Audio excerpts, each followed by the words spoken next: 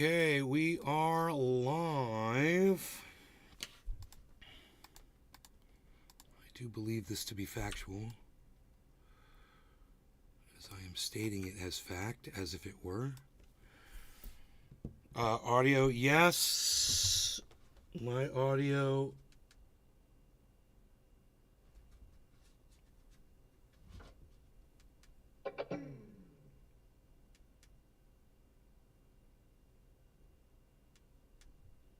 My audio is now on. Okay, great. Orca, hippie chick, hello, hello. Let's go live on Instagram. Not that anybody will really hang out there and watch, but no one ever lets me know if it's like watchable on Instagram or if it's enjoyable or what their issue is over there. A lot of people swipe by. But I'm thinking just not as many people are into watching cannabis smoke as they used to be because it's so popular and it's legal so many places. It's not like the big taboo that it was, you know? And back when I started on YouTube smoking, it was taboo. You were not supposed to use drugs on social media. And you weren't even supposed to be inebriated. You know, you couldn't even like come from a bar and then go live and act like you were drunk. That was against the terms of service. Especially depending on what state you're in.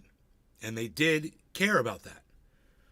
But I didn't care because I knew that cannabis was harmless and that more people hi Bitter, hey Taco, what's up Porta Johns? And I knew that more people should have access to the information around that. So I was willing to take whatever risks were involved in order to put the information out there. Today, people, I guess we've been successful. You know, people realize that, yeah, cannabis is out. It's no big deal. Blah, blah. Oh, this old guy smokes cannabis. Yeah, I've seen him. No big deal. Not really that marketable anymore to sit and smoke because the people that wanted to see it, that were curious about it, well, they already came by and checked it out. And the people who smoke, I don't even think as many people smoke now that of my audience that used to.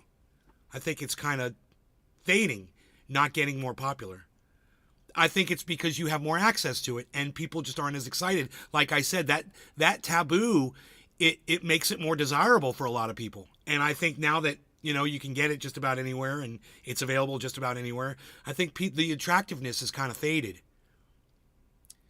So, you know, if you're not here to watch me smoke cannabis, too fucking bad because I'm not going to quit. I'm going to keep smoking it. And that's just part of the show, and it's always going to be part of the show because it's what I choose to do. You know, I would love to find the people that are more interested in watching me smoke cannabis than not. You know, I'd love to have those people here so that way, you know, because we've already got so much in common. You know, we're part of a discriminated group. If you smoke cannabis or you support it, or you support someone, or you have someone in your life that uses it or it's around you or whatever, and you're breaking the law wherever you are, and most likely you're breaking federal law. Anywhere you are in the United States, you're breaking federal law, right? We're all lawbreakers. We're part of a marginalized group. I would like to see more people join that group than walk away and turn their backs on it. You know, I'm sorry if my attitude has turned some people off. I'm sorry.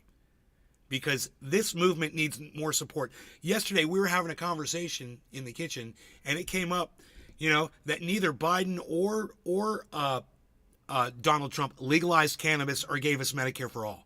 I'm like, I wouldn't vote for either of them. Those are my stipulations. You know, if you can't satisfy those two things, if you can't give me Medicare for all, and you can't give me free access to cannabis for everyone, with even kids, anybody, no law regarding cannabis, I'm not interested in you. Oh, you want to pass a law so you can make more money off cannabis? Fuck you. Oh, but we're legalizing it. No, you're not. Fuck you. Oh, we're decriminalizing you. No, you're not. I was never a criminal. You're the fucking criminal trying to keep good medicine away from people who need it. You're the criminal. You're the criminal.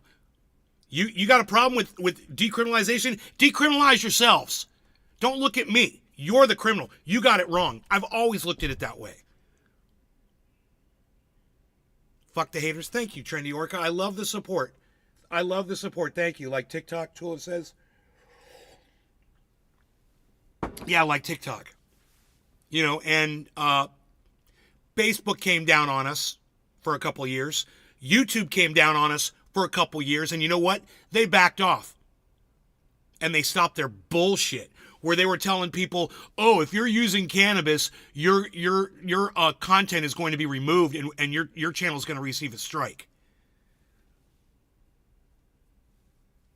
And their excuse was that it's illegal. That was their excuse. Well, you're breaking the law in your region, or you're breaking federal law, or blah, blah, blah. Really? Are YouTube, social media, are you the federal government? Are you the police? Is it your job to police my behavior of what I do? Just because I show other people what I do, it's your job to correct my behavior? Fuck you.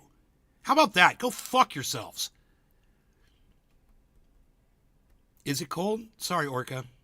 It's cold in Kansas.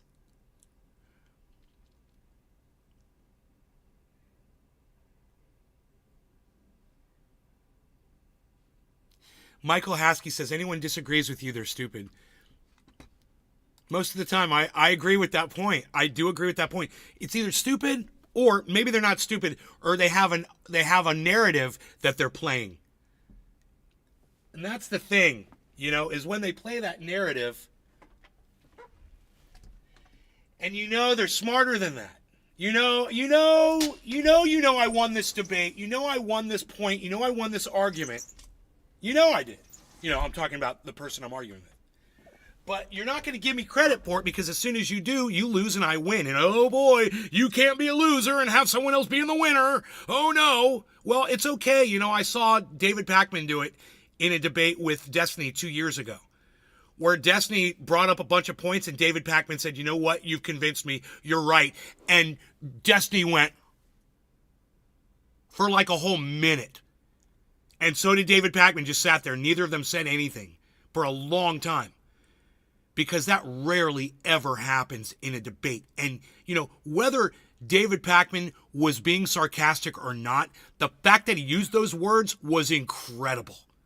And I give him credit for that. I don't like David Pakman as a human being. I don't like him. He's got a narrative, totally. But it's fun to see David Pakman's narrative play against Destiny's narrative and to watch them duke it out in a debate. It really is. And I enjoyed that debate. I've watched it twice now. And Destiny does a really good job. And you know what? I don't necessarily agree with Destiny's side of that argument. I think the judge, this was about the Rittenhouse thing. I think the judge was completely biased towards right-wingers in Rittenhouse. And he was just like, he didn't really display that so much. David Pakman made a bunch of great points that I think he was able to back up and make his point. But at the same time, Destiny was like, yeah, but at the same time, the judge, you know, a lot of judges are hyperbolic, and that judge did his job, and I think he did a good job, and it boiled down to opinion, and you just kind of had to see where you were on it. It's a good debate, because I like those debates where you really don't know what the answer is. You know, debates where you know what the answer is, what's the point? You already know. Why listen to people argue over a point that you already know is factual? You know, should women have a right to decide what goes on in their bodies? It's not debatable for me. I don't want to hear your opinion about how you feel about, you know, a fucking fetus. It doesn't matter to me. There's already a live human being with a life and family. You know, it's already established as a human being. That's the one that takes priority. So fuck you. You're wrong and I'm right. That's not worth debating. You know, and there's plenty of other things like that that are worth. Is Donald Trump a criminal? Yeah, he's a criminal. Is he a fascist? Yes, he's a fascist. These are provable facts. You know, I'm not going to argue that shit. It's proven, man. I mean, we all go by the same set of laws in this country. Did Donald Trump break some laws? Yeah. Did he lie about it? Yeah. Is he a fucking fascist? Yeah, man. Does he want to be president forever? Yeah, that's a fascist, man. You know, one of the greatest points that I ever fucking heard was, I retweeted it today. The guys asked this guy from CNN, he went up and he asked a Trump supporter. He's like, so Donald Trump is a fascist. He says he's going to be a fascist for 4 years. He says on day one, you know, and that means like on day one, I'll be a fascist and it's not going to stop. You know, a fascist can just curb their fascism on day two. Of course not. Once they get a taste of that power, you're done. So he asked this guy, he's like, so are you okay with Joe Biden 4 more years or 4 more years of Trump if he's going to be a fascist? And this motherfucking MAGA Republic cunt, right-wing nut job like so many of you are out there, just looks right at the interviewer and goes, I'm okay with a fascist for 4 years. I'm okay if we get rid of the 4-year time limit on a term and let Donald Trump be president forever. That's what this guy said. It's on my Twitter feed. Go watch. Go watch it if you don't believe me. You don't believe how fucking psychotic some of these MAGA representatives are. And you know what? It's just one guy. But I've seen that level of delusion across the board. So many people, so many right-wingers, so many people that follow Donald Trump or Ron DeSantis, that delusion, Republicans. And you want to say the right is delusional about giving LGBTQ their rights? I'm okay with that. Let them be crazy about that. The more rights, the better. You know, the one thing I can't stand about the left is the way they try to control free speech. So, you know, on that point, and that point alone, they're not going to get my vote. I'm not going to go fight the right so that the left can silence people they disagree with. Fuck you, man. I don't agree with that. You know, that shit has to change. So until it does, I'm not voting. You know, when you guys keep it real, when politicians can keep it real, when they start, you know, living up to their promises, maybe I'll start paying attention. When they start making sense, maybe I'll pay attention. You know, when someone looks me in the eye and says Donald Trump is a criminal and he should be banned from running for any public office in this country because that's the law, then you're going to have my attention. You know, Chris Christie had my attention. Liz Cheney had my attention. Mitt Romney had my attention. All Republicans. But they were making sense. Very uneducated. If it wasn't for you and cannabis, I wouldn't be here. Thank you, Michael Haskey. Billy, what's up? Woohoo, I got mad snow. That means no bullshit workforce shit for me. Fuck the man. Come get me, bitches. Billy. Oh, it's going to be a fun day today, guys. So, you know, the title is, I hope that you guys feel better after you watch this show. No matter what the content is. I just hope that, you know, when I finish that David Pakman, that Destiny interaction, the debate that they had over the Kyle Rittenhouse thing 2 years ago. But I watched it again this morning. I felt good. I felt good. You know why I felt good? Because I felt like there was good faith on both sides. David Pakman was upset with Destiny because he told him he was coping. He said he's got to fucking cope with all this bullshit. And Pakman got offended. He's like, I thought we were friends, man. You got to tell me I'm high on copium. And Destiny was like, well, let's talk about it. And Pakman's like, I don't think we can talk about it because you've already made up your mind. And Destiny's like, no, I'm always open to discussion. And Pakman was like, okay, well, this is how I feel. Destiny was like, okay, well, I disagree with that. This is how I feel. And Pakman was like, la, la, la, la, la, I don't want to listen to that. This is how I feel. And he's trying to change the subject. And Destiny was like, no, let's go back to what we were talking about. And every time Destiny pulled him back in, it was like he just hit him again, man, and hit him again and hit him again. And he could do nothing. He could do nothing to stop it. And like I said, there was such an onslaught of information and facts. Pakman eventually just said, you know what? You've convinced me. You're right. It wasn't necessarily that he'd been convinced. It was that he ran out of arguments. He didn't have anything else in his quiver, you know.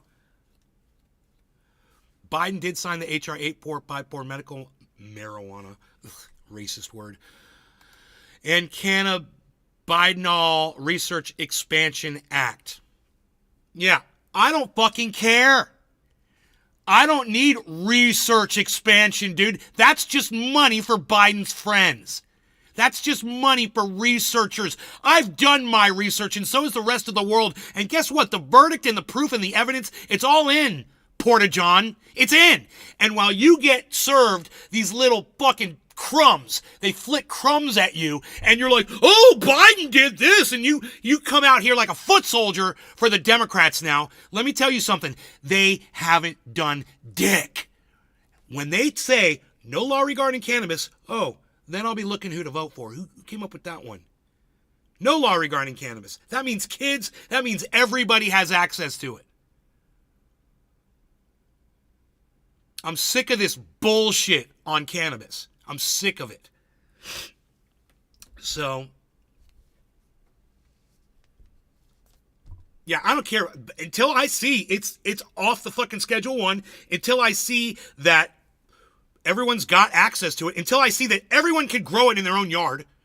You know, fuck it all. Fuck their stupid little bills, their little HRs and their fucking bullshit. Fuck it all. Those laws don't mean shit to me.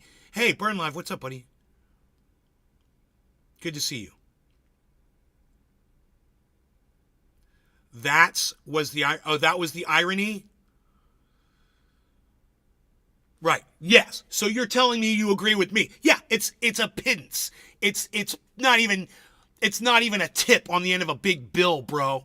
It's like a slap in the face and a big fuck you from that administration and from all of them, from the entire United States federal government.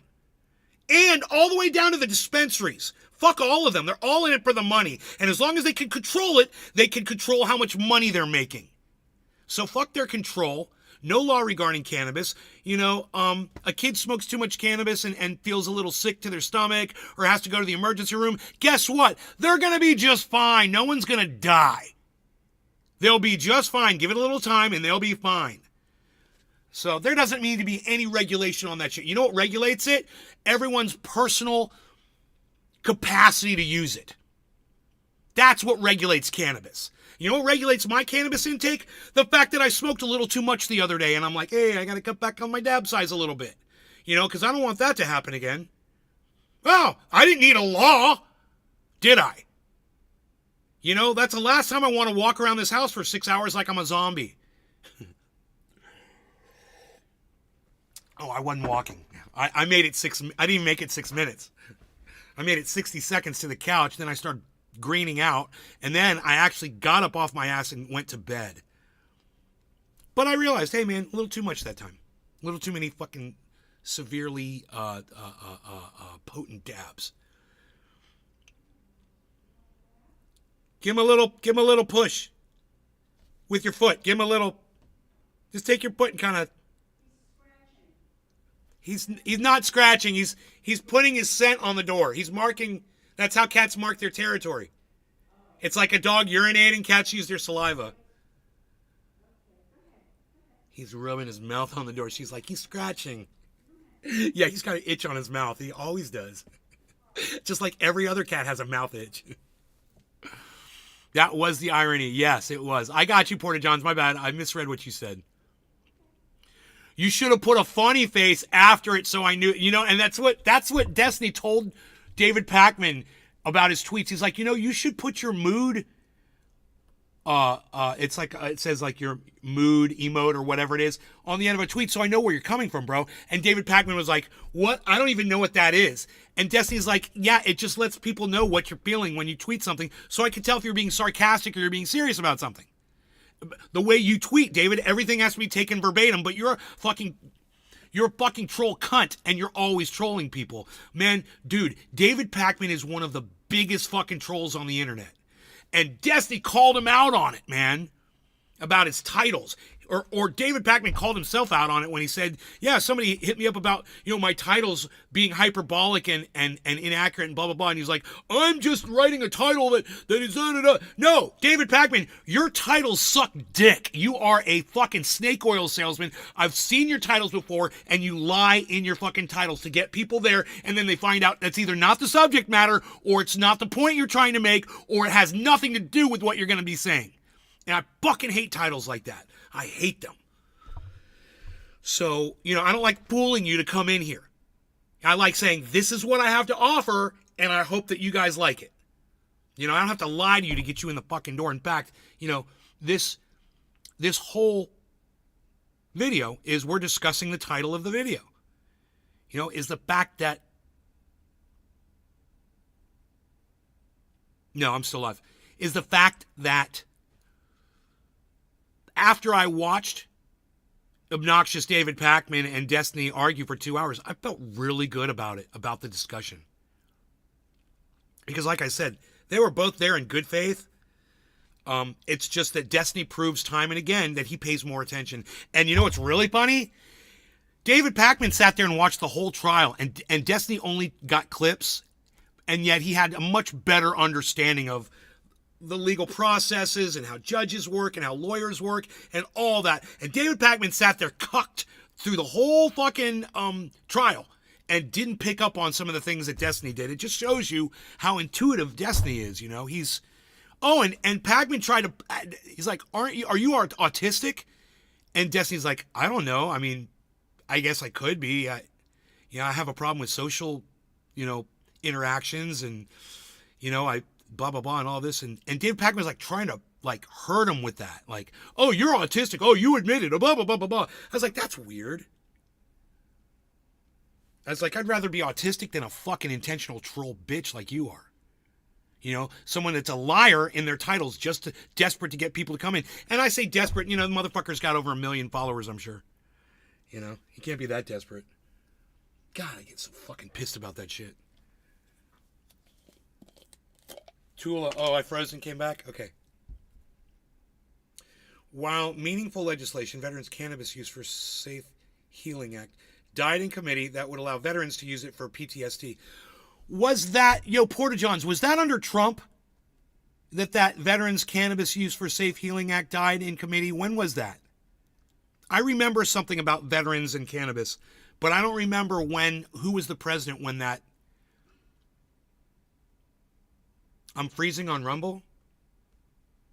Really? I'm not dropping any frames. I mean, I haven't even dropped 0.1 of a frame. Only thing I watch Pakman when he covers Trump rallies.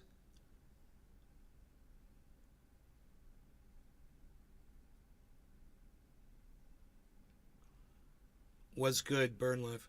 Using someone's disability against them is just plain wrong and cruel. Well, this is the thing.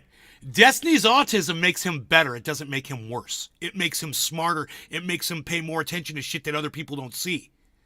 And, he loves debating, and he loves, putting people out that are wrong about shit. And that's part of being autistic, is having that awkwardness socially. It makes it so all that much easier for him to just dismiss somebody. And I like it. I like the autism. If he has any, and it shows a little bit, I'm okay with that shit. It's not even a disability. I think it's a bonus, especially like I said, when you have to just be like, ignore the humanity of somebody so you can just destroy their narrative. David will lie to audience for clicks. Let's change that sentence, Porta Johns. David Pakman lies for clicks. Period. When you misrepresent a title, you're lying to your audience. That's how I look at it. And he tries to play this word game with them, like, every title that I do is relatable and blah, blah, or something. He has some weird excuse. I'm like, dude, that is why I literally stopped watching David Pakman. From the stupid fucking hyperbolic titles. Trump this, Trump that, Trump this, Trump that. So much Trump derangement syndrome. And I hate Trump just as much as Pakman, or just as much as anybody else. I really do. I might even hate Trump more than most people do.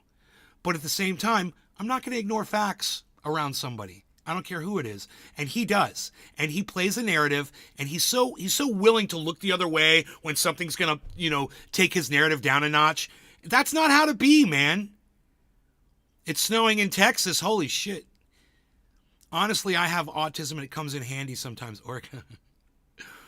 Or you look good on Rumble. Oh, thank you, Burn Live. Or it's being high on the Adderall. Either way, Lowell. Person who's direct and cuts to the chase. Dude, Destiny is always fucking jacked. I mean, he is always jacked on Adderall. I mean, oh my God. He's always jacked, bro. I can't even imagine how anybody could have a capacity to do that to themselves. You're literally just altering who you are, and I guess I do it with cannabis.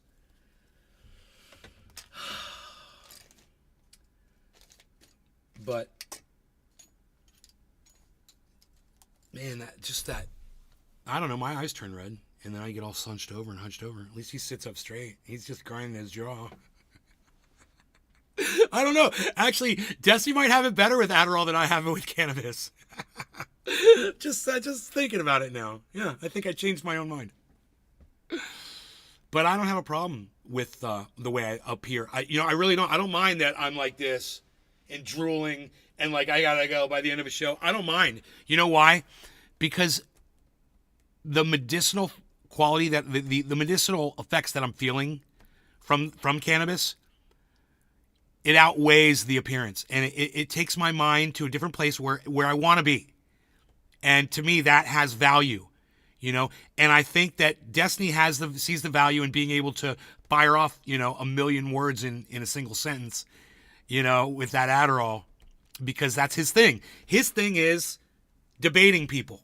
My thing is chilling with people and trying to convince them of, what they've been indoctrinated to think. It's kind of different. He wants to sit and argue with people. I feel like I'm right and I don't have to prove myself to anybody. And you guys just need to find the people that want to come in here and listen. I'm not here to argue. But I like hearing Destiny argue with people, and he does it really good.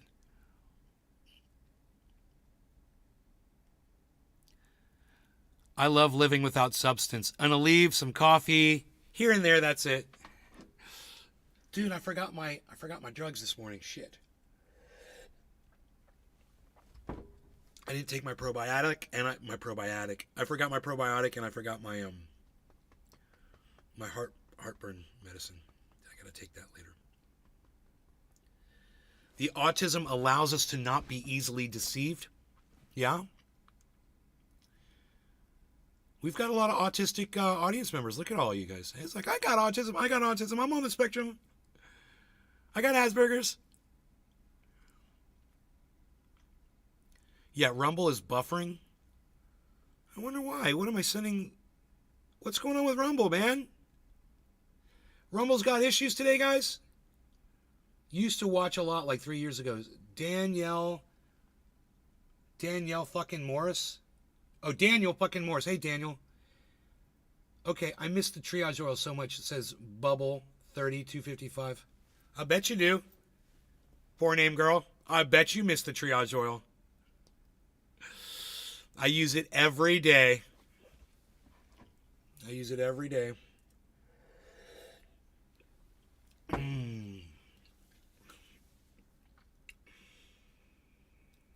Yeah, I just used some last night. And I gave some to somebody that had never tried it before, and they seemed pretty happy with it.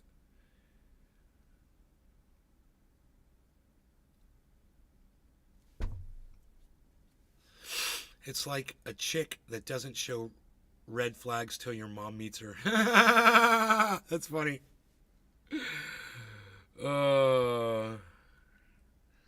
Okay, so you guys are great. Let's get this going. Oops. Let's lock it down. We're going to go in for our first dab. Wow, a half hour into the show and I have not smoked yet. I like pointing that out.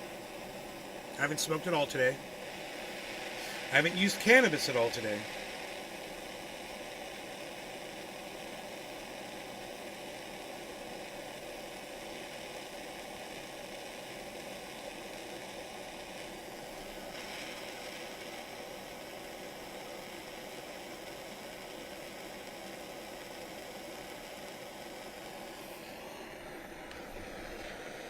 I love how this torch is like electric green. It's like, it's so obviously marketed towards people who dab. Bye, Mom. Enjoy your workout. Love you. Drive safe.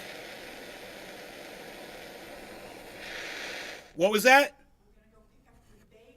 Oh, and workout. All right. Gotta have our bagels. What, you don't have any bagels? Gotta get the bagels. This glass does not turn red. And it confuses the hell out of me because it doesn't turn orange. So let's do a minute cool down. So it's 30, we'll do 31. 3100. That's fine. We'll leave the little hash in there. And we'll see how this goes. Dude, Rick and Morty, Rick does way bigger frickin' dabs than I do. I'm looking at this dab here. Oh my god. That is the biggest dab I've ever seen. That has got to be like 3 ounces of dab that he's all smoking at once there. Okay, tap in. Bab Blue Draws. I haven't seen you in a show in forever, bro. I'm so glad you're here and you said hello, and I hope that you... Off script, what's up? Any way to purchase any? I see hippie chick over there on the is there? No, I'm no longer selling triage oil because I live in the state of Florida where it's illegal for me to sell it for the most part. I don't have the licensing. Ron DeSantis is a cunt, and he doesn't want me to send people oil so that you'll be in less pain. So fuck Ron DeSantis and fuck Republicans, and everybody remember that while you're walking around in pain and you don't have your triage oil. I want you to remember it's the Republicans' fault because when I was in California under a Democrat, I was allowed to ship you fucking cannabis oil. So you can thank Ron DeSantis. And remember that. No law regarding cannabis. Okay, 3130. Cheers.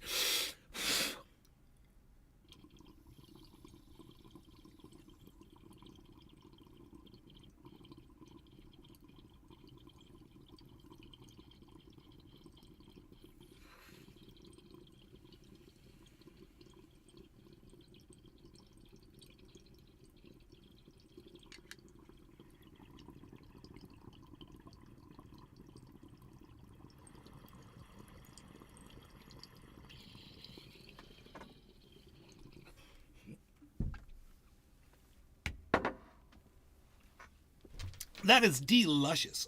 Ooh, I just made up a new word. Write it down, deluscious.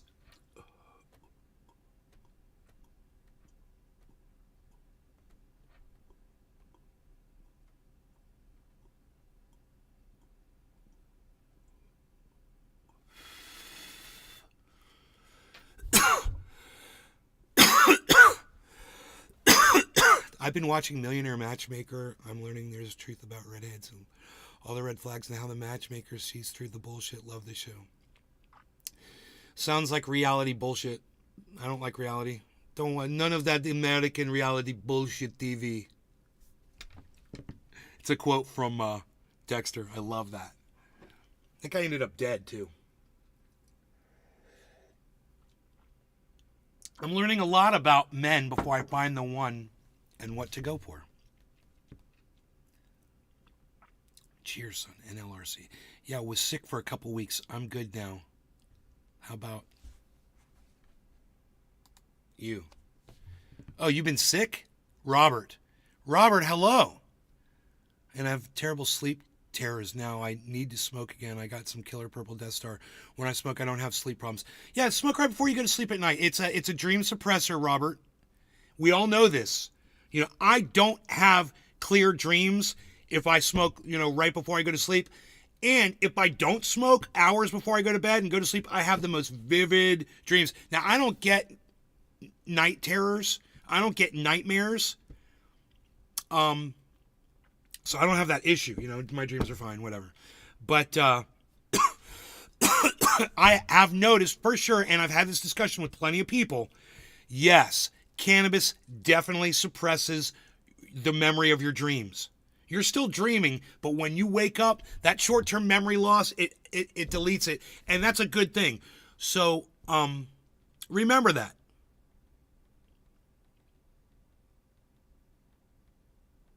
Yeah, you're still having the dreams, but when you wake up, it wipes the slate. You're definitely going into REM sleep.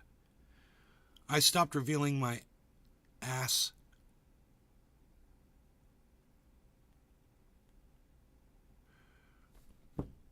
What? They don't know I'm examining everything they say. Revealing my ass.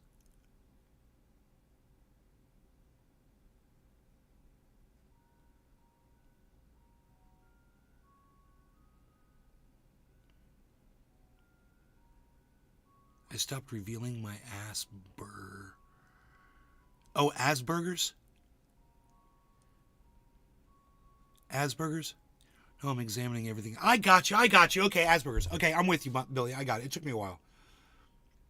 I feel like, not you, Bonsai, you're the real deal. But that some people say they are artistic because it's some new age trend and for the online attention. Oh, no. Billy, I totally believe that Billy is on the spectrum. Totally.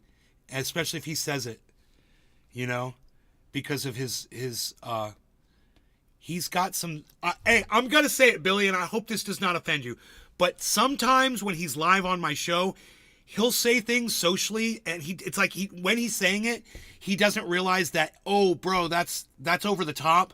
And then it's like after the fact, and I say something to him, he might either get angry with me and have a quick reaction, or he'll be like, oops, I probably shouldn't have said that. And that is like, to me, it's one of the biggest giveaways, is that he doesn't have that inner dialogue.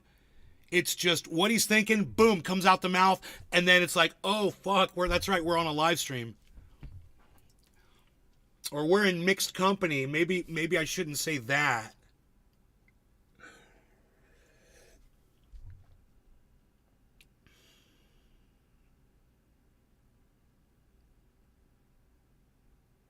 I have Asperger.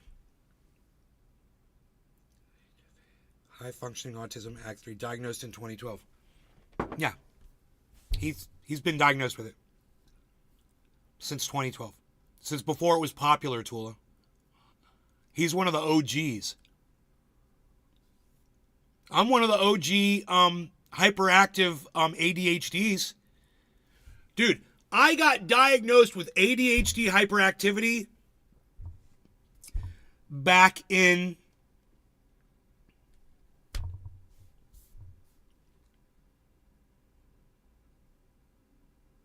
like 1980, 1981, something like that.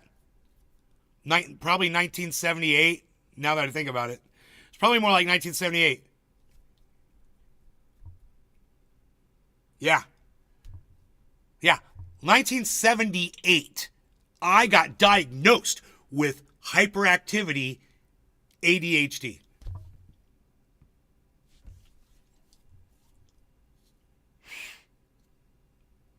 It was ADD or ADD/ADHD or whatever. I can't remember. But I got diagnosed with that shit. Before that shit was popular. Before they were making drugs for it. They only suggested caffeine back then. I'm one of the OGs. Before that shit got popular and people used it as an excuse for why they couldn't get a job. I've had plenty of jobs my whole life. I've kept jobs, too, for long periods of time. So, don't give me none of that bullshit. I can't work because I'm ADHD.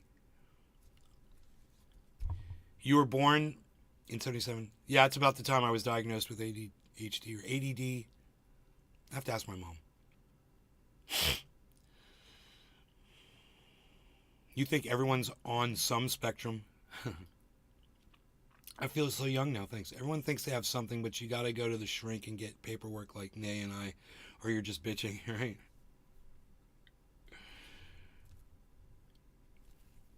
It was because of my ADHD that they tested my my IQ, and I tested high. I got put in a advanced placement, which is probably why I didn't learn as much as the other kids that I went to school with. Because that advanced placement classes at the time were basically us playing chess and Dungeons and Dragons. It was so bad, dude. It was so corrupt. You know? It was corrupt. They didn't know what the hell they were doing back then. You know, we figured we were going to go into a class and be given like more challenging schoolwork. It was kind of scary. I was like, advanced placement, oh my God. We got in there and they're like, okay, so we're all just going to talk about our feelings today, and I'm going to explain to you and blah, blah, blah. And we were kids.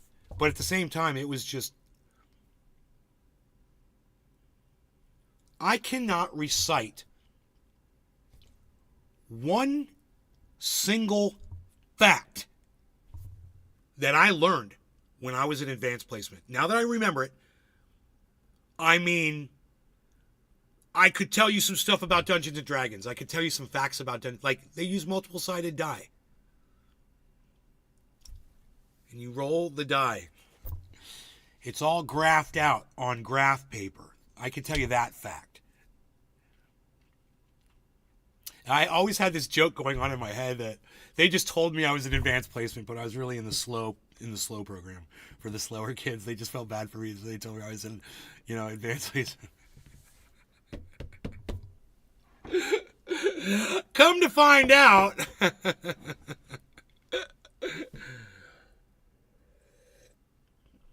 you knew you had ADHD before they called it that?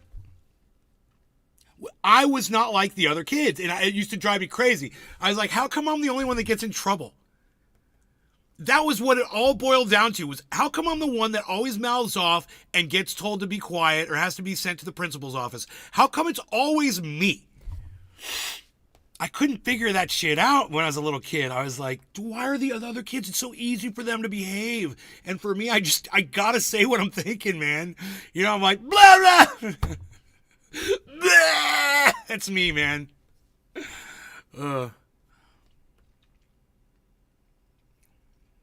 Answers the question you had. Understand why you're a shithead. Is that what you said, a shithead?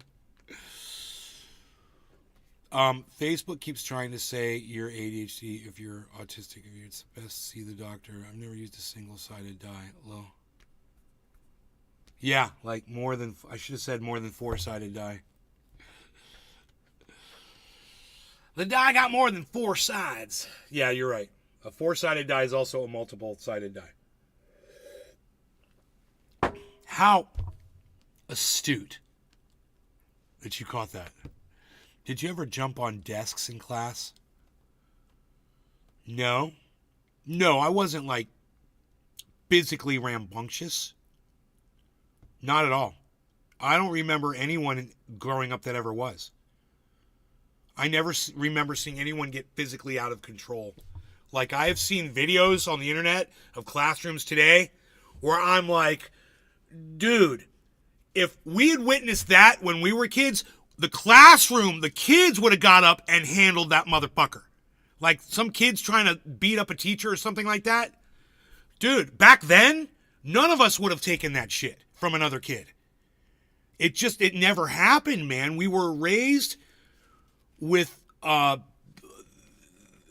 adults are the authority figure, and we were raised to respect those people. And if we didn't respect them, you got hit, you got punished, man. Whatever it was, your parents would smack you. You'd get the paddle. They had a paddle. We had, that kind of punishment in Florida where they'll smack you with a wooden paddle and shit. And they did it. So, we never had kids like mouth off to a teacher and then get physical. I mean, we didn't have kids mouth off to teachers in class. I mean, I remember I was the only one that I would say smart ass things and no one else would do it. It was me. I was the bad one. And, this woman, she was a substitute teacher, and I got in trouble for this one. She came into the class and she put this sign up. It was a wooden sign that she had someone engrave this big wooden sign, and it said, "Calmly control yourselves."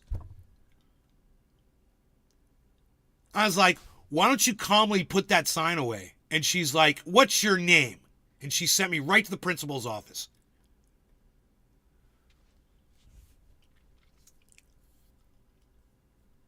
And I went to the bathroom, and I hung out in the bathroom for a good portion of time, and then I came back to the class. And she didn't know, that there was supposed to be a slip or anything because she was a substitute.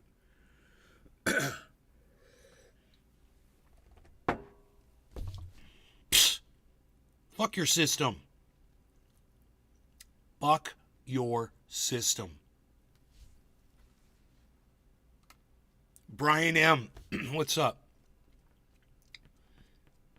Good morning, Nay. Hope all's well. ADHD's hyperactivity, ADD's, and attention disorder. I think I got them both. ADD, ADHD, I had them both. Probably still have them both, but I had them both for sure. And, well, actually, you know what? Now that I think about it, I don't have them anymore. You know what I do? When someone's talking to me, I will look them in the eye and force myself to pay attention. Now, maybe that is still having it, and that's how I cope. But that's how I counter that desire to just kind of wander off mentally and look away and not pay attention. And bro, I will pull up videos. Yeah, I guess I still do have it. Because I will pull up videos on here and like, watch this. And I'll start playing it. And then I'll start fucking with my phone. And then I'll realize, I'll be like, hey, dude, let's replay that. Because I totally didn't listen to any of it. What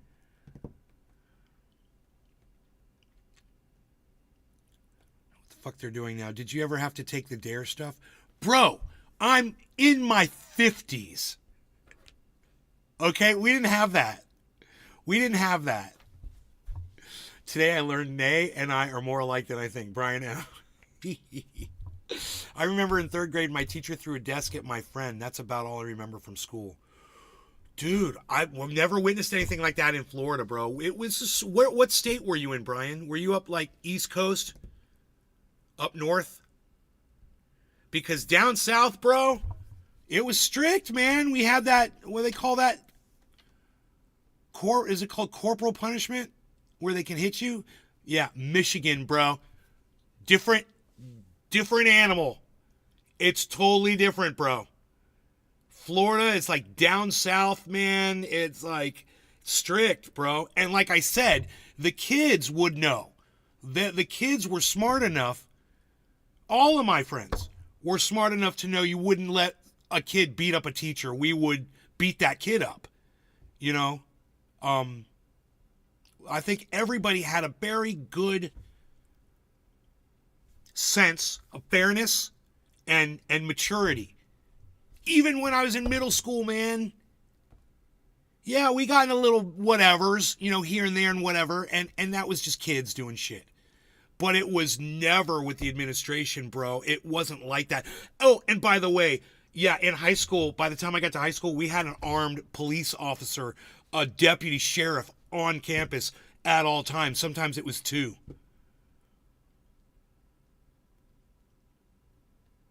And that's before 911 and all that shit. 9/11, I should say.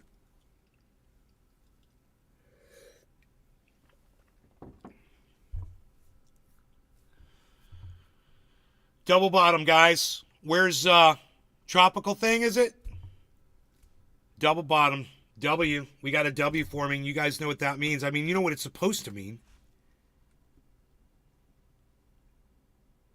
That is a W. Now, it's not a perfect W, but it could also drop again and form an inverse head and shoulders, which would be just as good as a W. So, a double bottom is just an inverse head and shoulders without the last shoulder. So this is either going to be a double bottom or, hopefully, now we know that nothing is ever for sure with this Bitcoin now. I mean, who would have guessed? But anyway, I want you to see this double bottom. I want you to see how it's a W. And I want you to be able to spot these patterns with Bitcoin when you see them, so you'll know what's coming up. So you'll be like, okay, man, this could be the last time to buy at 42.3. Maybe I'll go ahead and purchase some right now because Nay says it's going to go up. I could totally be wrong. We just dropped a big drop. Right before this, we just did that. So, we had a big drop, but the double bottom is saying we're done dropping. In my brain. In my lizard brain. And I'm telling you, lizard brains are only achievable if you can interact with the interdimensional shape-shifting reptilian aliens, because they will allow that. They will literally unlock that in your brain when they suck the thoughts out of your brain. And they don't care. It can be the most mundane of thought. They will devour it like a line of cocaine. They will snort it right out of your earlobe. I've watched them do this myself. And when I travel around with these interdimensional shape-shifting reptilian aliens, I'm here to tell you, they are improving my abilities, and they will improve your abilities too. That's why you have to come to prisonplanet.com. You have to come to Infowars.com right now and look into some of our products, because we've got some of the finest products you're ever going to find on the internet in our online store. So get on over there and remember to use the checkout code AlexIsGod. That's checkout code AlexIsGod. All one word, lowercase. 15% discount. I've got the lizard hive mind. He was arguing with the teacher about going to the bathroom. The teacher kept telling him no, so he peed. Dude, the kid had to go to the bathroom, man. Oh my God. Why would a teacher do that?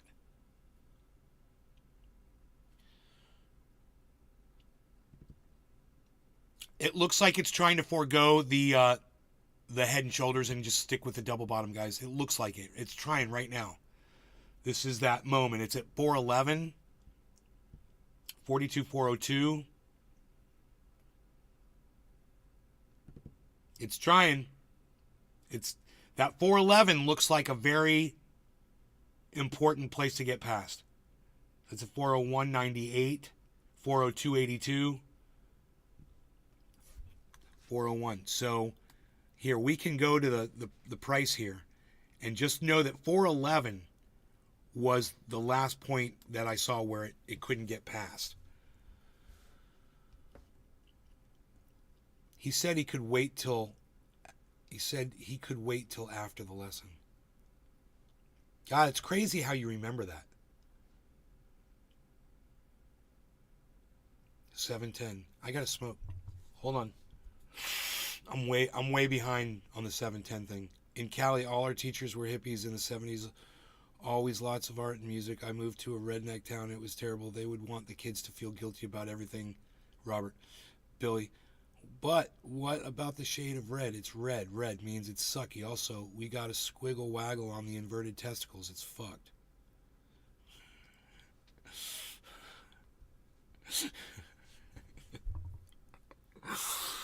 Oh, why do I feel so dirty after reading something that Billy says? Because the kid got hall passes to just raise hell in the hall and not pee. I know, because I would go do the same. It's disrupting other classes for attention. I used to take Lamb Siddle, now down to 8 scripts. Lamictal.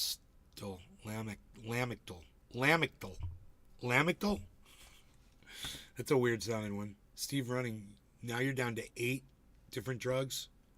What, for ADD, ADHD? We got a hell of a rejection right here, guys. We were at 411. So it might be going down to make that second shoulder. And if it does and it forms, we're good. We should be going up. So we'll see. Because I will only snort half of a line of ultra potent super male vitality in the morning because it is so ultra potent.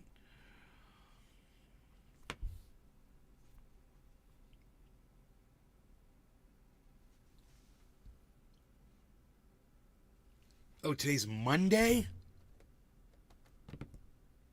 I thought today was Wednesday.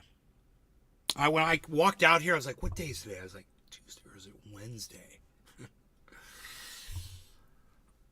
I so don't care what day of the week. How unindoctrinated am I that I don't even fucking care what day? That is the most beautiful thing about my life, is not being indoctrinated with days. Because I'm like, when I hear people say, oh man, it's almost Friday, I can't wait for the weekend, I'm just like, oh God, I cringe when I hear that, because I think of how controlled people are by this system that we all abide by.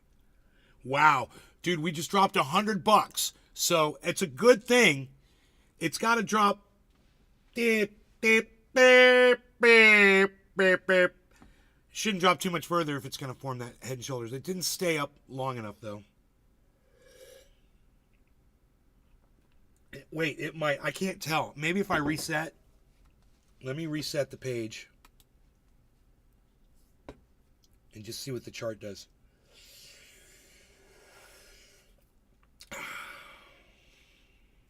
Yeah, it redraws it a little bit. So it's not really a double bottom. It's trying to form a head and shoulders inverse, which would be great. We already formed a giant inverse head and shoulders on the 24-hour, guys. So here, look at this. So this is very easy, right? This right here is our shoulder, right? And this is our other shoulder right here. Or actually, you call this the shoulder. And it almost perfectly matches. This one is 42,178. This one is 42,185. So they're virtually the same, right? They're bisecting this head right here, and the head goes down to 41.7. So now we're going to calculate this out by going from 41.7 to 42.3. And we're going to say 7, 8, 9, 0, 1, 2, 3. It's 600. Double the 600. It gives us 1,200, which is common. It's a 1,200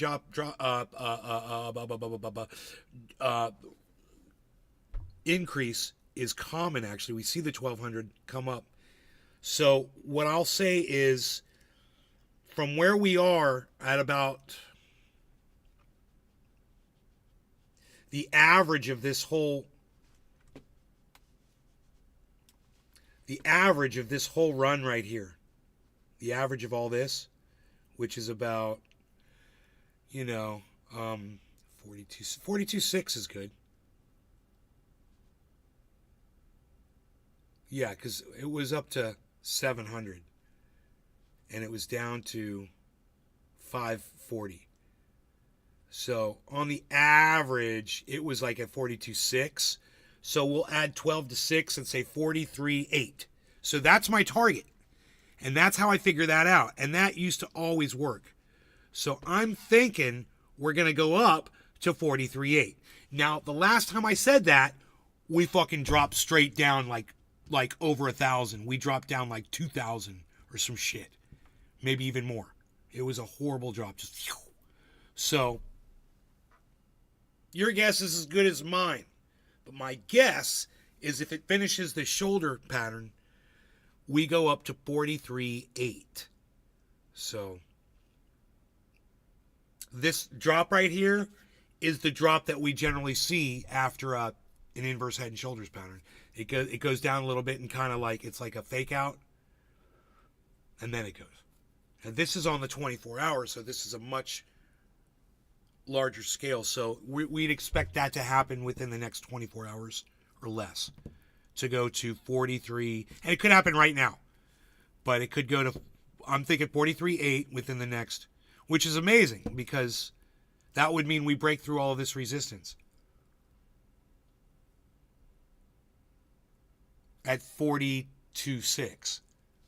We break through all that resistance, go right through it, and get back up to moving upwards as we move closer to the halving.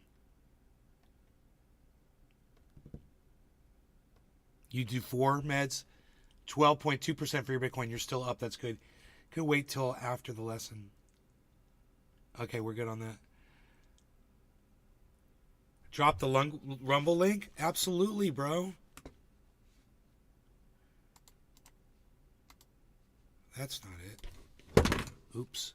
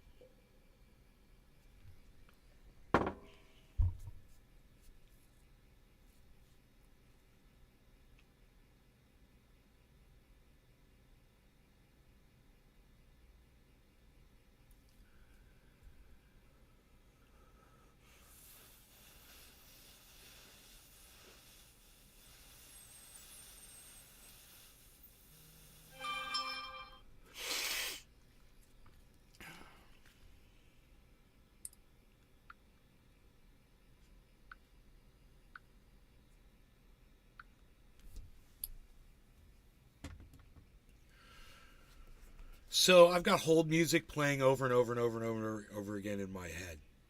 Does that mean I've got ADD, ADHD? It's one of the.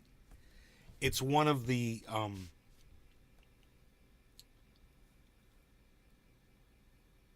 One of the symptoms is when you get something in your head, you can't get it out. For me, it's music, and I got put on hold. And it's really repetitive hold music, and all morning, it's all I've been hearing in my head.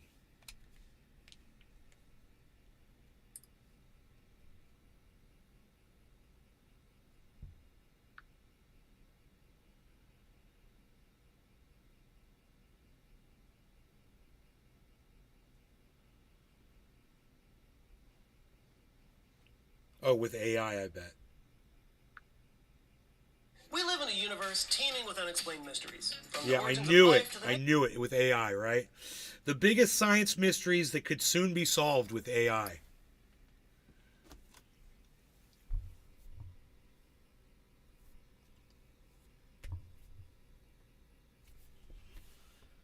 Is AI going to tell us how to colonize Mars? Is AI going to tell Elon Musk how to fucking make the Hyperloop work?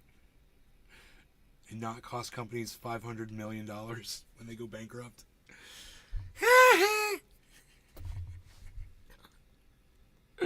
Oh, the Hyperloop. Oh, the Hyperloop. Oh, the Hyperloop. Oh, the Hyperloop. I love that shit, dude. Bad Bad Blue Jaws made it in. Hey, looking at you. Looking at this right here. Look at this. All right, I got that runts, yo. I got them runts. So yeah, I got the fucking hold music playing over and over and over again in my head. I just ignore it, but it's there. I can hear it. It's like if I'm not talking or thinking about something else and I just kind of go off in a little bit, it starts getting louder. That's what ADHD, ADD is like. That's what it feels like. And it fucking sucks. But you know what?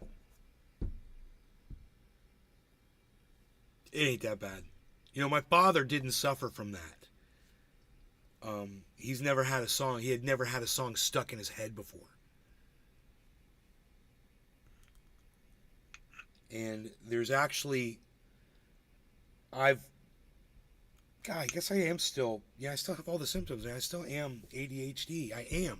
I got to own that shit. You know why? Because I have a way of combating this song. I haven't done it yet, but I'm going to do it right now. So I'm doing it right now. What I'm doing is I'm playing another song that I like to play to override that anything that's stuck in my head. So I got this, any song that's stuck in my head. So I've got this Led Zeppelin song and I play. Because if this one doesn't get stuck in my head. And I just think about the lyrics. I hear all the aspects of the song, of the Led Zeppelin song, and it completely drowns out the hold music. And if I stop playing the Zeppelin song right now, the hold music comes right back on. It's doing it right now. And this is going on inside my brain while we're having this discussion. And I'm so used to it that it doesn't even slow me down or confuse me. 2 weeks I was sick, just kept hearing a gospel song over and over again. It's weird, right?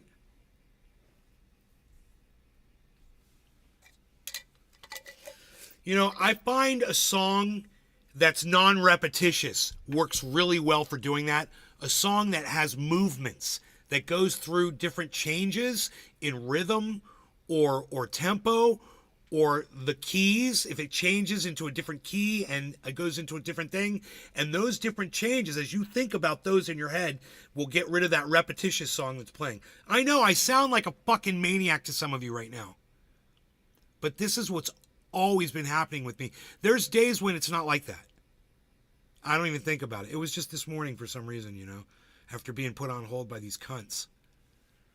And they play this stupid cunt music because they're a bunch of dumb cunts. And they don't think about people like me, you know, where they could easily have something on there. You know what would be cool, man? Like the sound of like the forest, like birds tweeting and shit. and frogs and crickets and like that sort of thing. Not something to put you to sleep, but something that has enough changes in it to where you're like, what's going to happen next? Now you hear a wolf howling in the background, you hear something rustling through the leaves nearby. You know, that'd be fucking cool. It doesn't have to be music, but we're indoctrinated to fucking have hold music, I guess.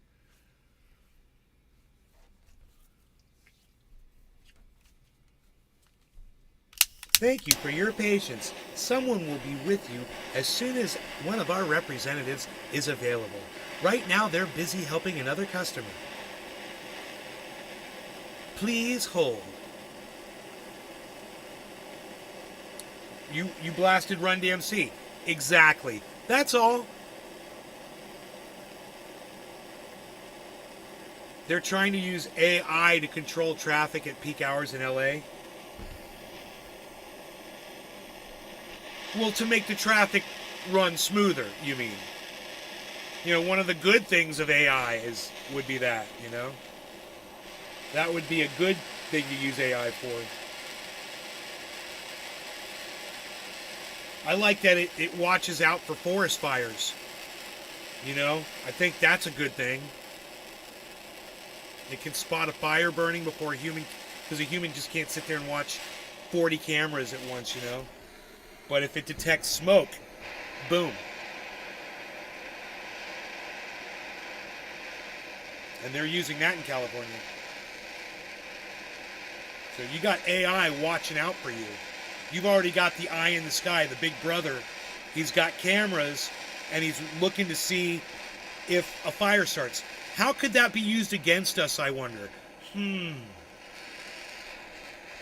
We're in for such a rude awakening. And, you know, the people who are warning us about it, they're not even taking it seriously enough, because a lot of those people are the ones who are still working on the technology. All the technology needs to be banned. We probably need to just throw every computer in a goddamn trash compactor. But it'll still exist on cell phones and shit. We're so fucked. It's everywhere already, bro. It's everywhere, bro. It's everywhere, bro. All right, what's the time? Okay, that's great. So let's do 110. 1:10:00.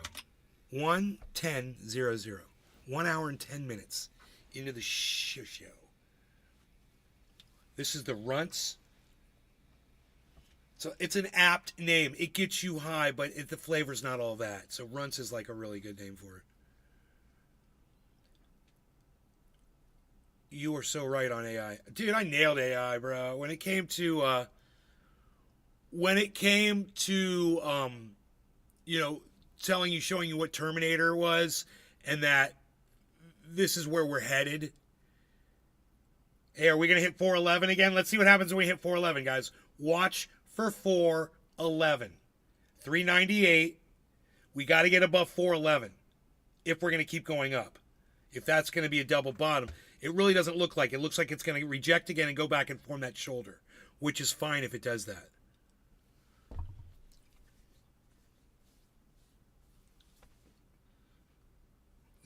The on-ramps up. Why not just stoplights at on-ramps still? AI will take our freedom. Same with smart towns. 11. Geez, I said 11? No, 1:10. Oh, no. 10 seconds. No law regarding cannabis, everybody. Cheers. Look for that 411. Here it is.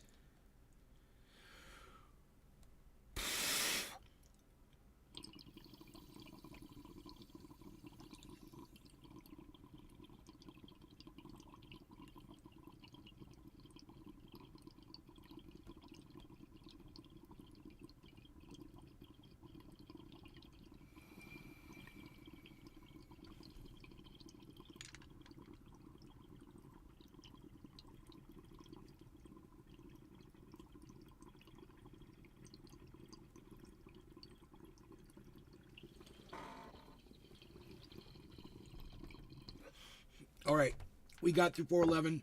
We should be okay.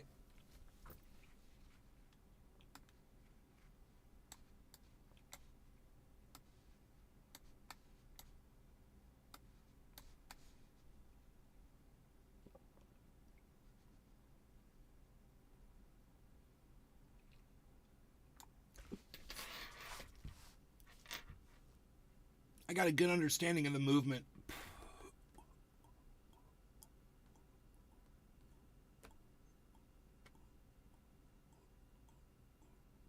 Our next point of resistance is 450. So now we got to get through 450. This is so easy to do. With this chart here, guys, these Bollinger Bands are so easy to find where it was previously bouncing off of. It even gives you a line to track it. Just put your mouse on the screen and put it where that ball is on the far right. Right there. And then look and see if it, where over adjacent to that point was. It gives you the price right there. 455. It got rejected right there. You can literally see the point right here. This right here, this barb, so to speak. That barb is what we got to get through. 442, 455. So we're so close, but we got to get over that barb. So it's hitting it and bouncing back down right now.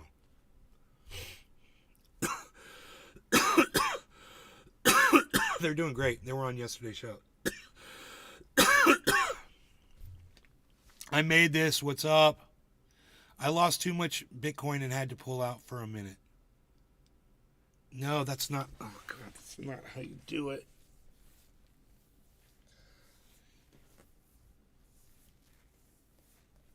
It's not how you do it. You should have left that little amount in, Tula. No, don't. You guys don't pull out these little amounts. You remember, every time you do that, you have to pay fees. Pulling it out, putting it back in, buying more. Just buy it and hold on to it, man. I can't stress this enough, guys. Buy it, hold on to it. Don't sell it off. Just buy more when it goes down. Don't sell it when it goes down. You'll go back up in value. They're talking like easy 150,000. Think of that. You could have tripled that, Tula. You're not day trading. You're not day trading. You're not pulling your money out that you bought lower. That you bought higher and then pulling out when it's lower is not day trading.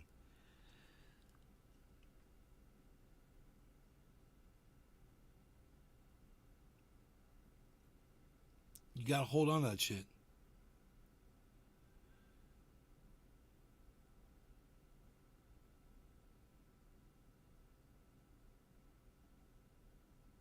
That's the whole point. You don't have money like me. That is the whole point, is you can't afford to make decisions like that. To lose money. When I'm telling you, you leave it in there and it's going to go up in value and you'll be thanking me. You know how Hippie Chick is like, yeah, mine's at 11%. That's what you need to do. You're not losing it. That's the problem, Tula. God, as many times as I've explained this on the show, you're not losing it. You're not losing it. It's like, let me explain it to you, okay? It's like I've got this mug, and I bought this mug for $60, okay? Somebody's willing to give me $40 for it. And I'm like, no. Unlike you, who went ahead and sold it to them at a loss. I'm like, no, I'm going to hold on to this. Meanwhile, the person who made this mug no longer makes them anymore, won't do it anymore. Somebody else comes to me and wants to give me $100 for it now. Wants to give me $120 for it. They want to double what I paid for it. That's when I would consider selling the mug to somebody. And your asset, that Bitcoin, you didn't lose any of it. You still have the same amount. It just went down in value because someone was willing to only give you less for it. But as soon as the market changed and somebody wanted to give me more for it, this went up in value because I held on to it. That's how you need to look at that Bitcoin, and just focus on making more money instead of trying to draw your cash, what little expenses or whatever you may have on a little bit of Bitcoin that you got sitting in something that could literally end up tripling in value, tripling easily. When we're at say we're at 50,000 right now, and they're saying it's going to go to 150. That's 50, 150. That's, I don't know what the percentage is on that. Is that 50? And it goes to 150? 200. That's doubled it. If it goes to 100, if it goes to 100, it doubles. If it goes to 150, it triples, right? It triples the value. That's what I'm trying to say. When? 4 months, April. But there's still time, Tula. I mean, it's not the end of the world. Like you said, you want to wait for it to drop and buy more. It might do that. It could do that. But it might not, because every day we get one day closer to the halving and more people are paying attention. And you got to watch those volume spikes. So let's go over to the, let's go to the portfolio. Not portfolio. Let's go back. Okay, let's go to the trading view. Here we go. And let's look at the 4 minute, 5 minute chart, and we're going to look at our volume coming in.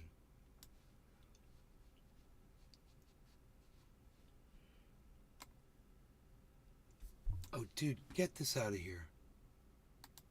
Fuck your cookies, bitch. Okay, great. Now we can see the volume. So check this out. So this is what you want to look for. Down here on the bottom, this is showing you right here. This is showing you all of this. This is showing you the amount of people participating in Bitcoin at that given moment over that that's a 5 minutes. January 24th. Yeah, this is all one day. Wow, this is just one day. That's great. This is a great chart right here. So over here, Tula, in the last hour, let's say the last hour or so, right here, this says it's noon right here. I guess this is like a wet, I don't understand. No, that can't be noon. That would be, I thought these were 5 minute candles, but it doesn't say. It's okay. It's 12. Yeah, that would have to be noon.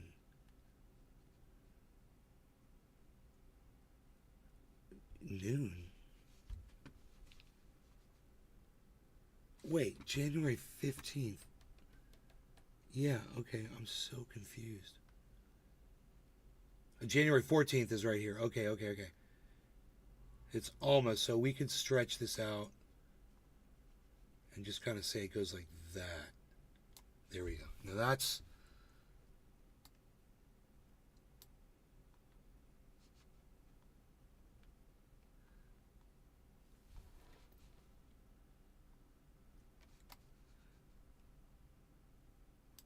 I'm so confused about this timing thing right here, because it says 1,500 hours and it's, is this the other side of the world or something? You know? Maybe it is. Maybe this is not like United States time, because these times, this is claiming that this is 1,500 hours.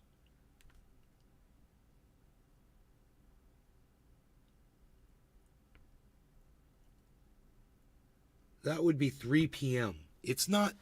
Where is it 3 p.m.? Okay, Google. Where is it 3 p.m. right now in the world? These came back from a search.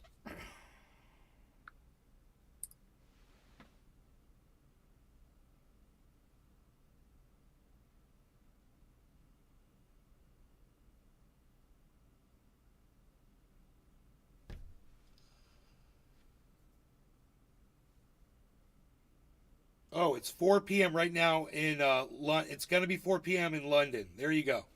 So this is like London time for some reason, I think. I'd like to change that.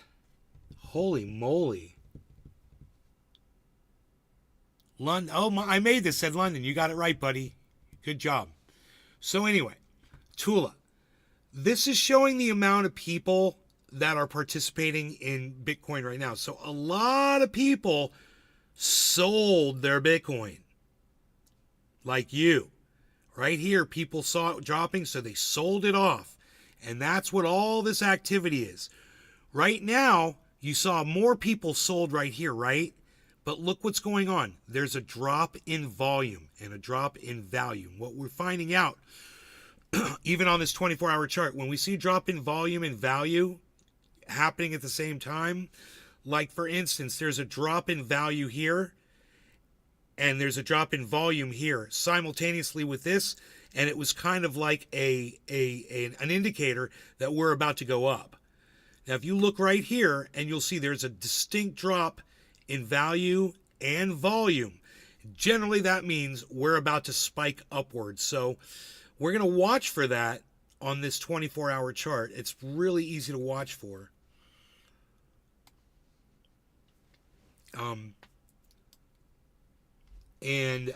It's already dropped below the point to form the second shoulder on the head and shoulder, or this might be the drop after the head and shoulders because it kind of already did form a head and shoulders.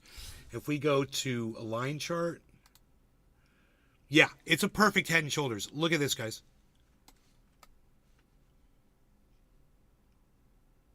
That right there before the drop, it's a perfect head and shoulders pattern, inverse, shoulder, head, shoulder.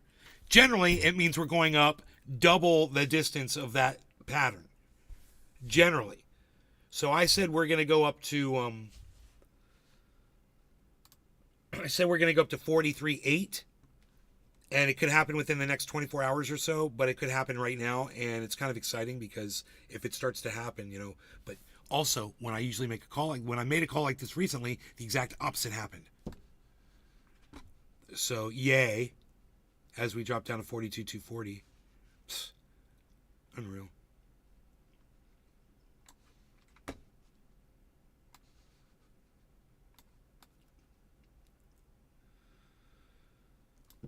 We're bad. We're bad. It's so close to breaking downward right now. There is usually a drop after an inverse head and shoulders, as could be seen on the big 24-hour chart, guys. Look, on the 24-hour chart, this pattern right here, shoulder, head, shoulder. This is a perfect head and shoulders, right? We had this drop, and that usually happens after one of these, an inverse, right? It drops a little bit. It's a fake out, and then it goes up. That's going to happen, and this could be this could be like a pre-indicator of that, like that's about to happen, kind of like an indicator in an indicator, if that makes sense. Kind of like it could be. It's not looking good for me right now. It is not. That's a big drop. It is close to the top of the head. If it gets there, it could go. It breaks that resistance.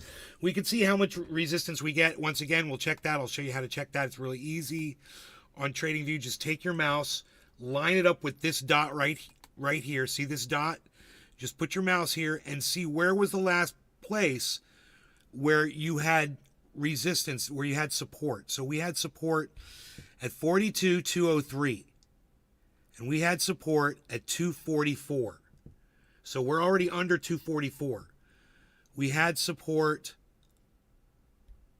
at 237. That's right where we are.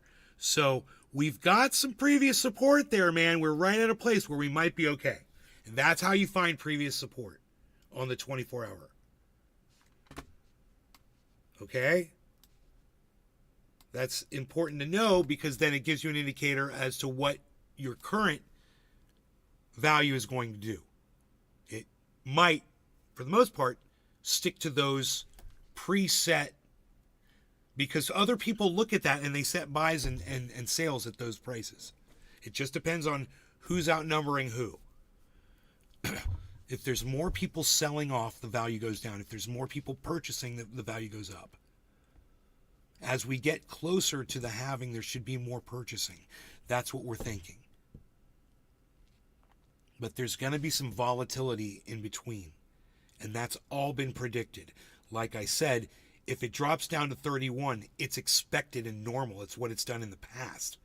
My whole thing is it's not going to do what it did in the past because this isn't the past and it's different. There's more people watching. There's more people educated on it. There's more industries that are getting involved. It's a whole different, it's an entirely different landscape for crypto. Some people might say, yeah, but there were NFTs and then the NFTs went down, or there was FTX and then FTX went down. Yeah, and all those things are strikes against the entire crypto industry, but it doesn't outweigh the fact that the ETFs are released and there's going to be more companies that are interested in trying to profit off of Bitcoin, including CNBC Financial Channel. You know, everybody's talking about it. It's a different world, man. You know, what's Jamie Dimon going to have to say? Well, you know, someone could have already made a killing off of Bitcoin and walked out and go talk to Jamie Dimon and say, I just made a $500 million off of Bitcoin going from 17,000 to 42,000. I bought, you know, let's say they bought $1 million worth. I don't know what that would be. That would have to be a lot more. Let's say they bought like, to get to let's say they made $500 million. They would have had to have put in like $250 million. And for a corporation, no problem. Let's say they bought at 17,000, $250 million of Bitcoin. And that immediately jacked the price up, the value. And they just sat there and watched it. And at double 17, which would be right about, it would be 34. They would have been at a $500 million profit. Or total value, I'm sorry, not profit. Their profit would have been $250 million more. And they go to Jamie Dimon and say, what do you have to say about this? Still for crackpots? And I wonder how many people or how many corporations have done that. I mean, I bought at 17,000, so certainly some giant corporation was smart enough. I mean, that's how the value went up. People were buying in huge amounts, right? Whales, corporations that are posing as whales on the internet. You don't know who these people are. It's just an address. It's an anonymous address. It could belong to Goldman fucking Sachs. You know, Morgan Stanley, fucking Bank of America. You know, you have no idea. Hey, Karen. Main Street is going Bitcoin, says Hippie Chick. This bull run has been growing since 17K. Is the run reaching an exhaustion point yet? No, I just told you, Hippie Chick, I just told you about the halving is happening in April, right? You guys need to listen to me, man. I'm telling you, but hey, we're getting low. We're breaking support, guys. We're breaking support. It's not good. It's doing exactly what I didn't want it to do. God bless America. This is not good. So someone needs to step in here and buy a whole bunch of Bitcoin, or I'm going to be eating my freaking words again on this one. It's completely, look, it's broken. It's broken past the head. Down. So once it does this, straight down, guys. Straight down. Sell everything now. You know, if you were trading, this would be the point where you would probably sell. Or you would short the market. You'd put in a short right here. Because once it gets underneath that head, and let's see what number that is. That is 183, guys. 183.73. 183.73. That's what we're looking for. If it goes under 183.73, you sell it all. You put in a short with 20 times leverage. Let's see. It's fighting. It's fighting. So people are purchasing.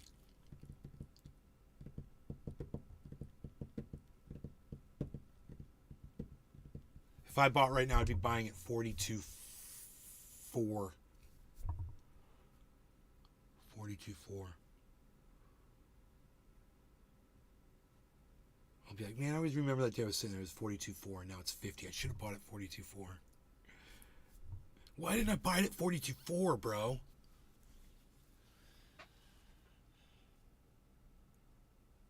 It's volatile, bro. It's supposed to be volatile, but you know what? Let's refresh it because look at the pattern. It's above our mark. But if we refresh it, we might get a different read. So let's see what it says. Yeah, that. Oh, nope, that's good. That's good. Okay, cool. That made all the difference. So we're in a really good spot right now. And if I was going to buy some Bitcoin, I'd buy it probably right now because I'm thinking it's going to go up. But once again, I've said this before, and I bought, and then it went down to, then it drops down to 38.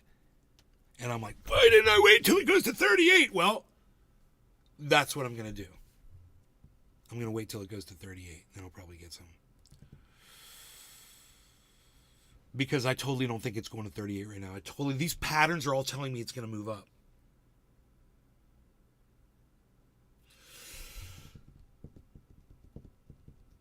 It had a regular head and shoulders pattern. I'll show you that. It was this.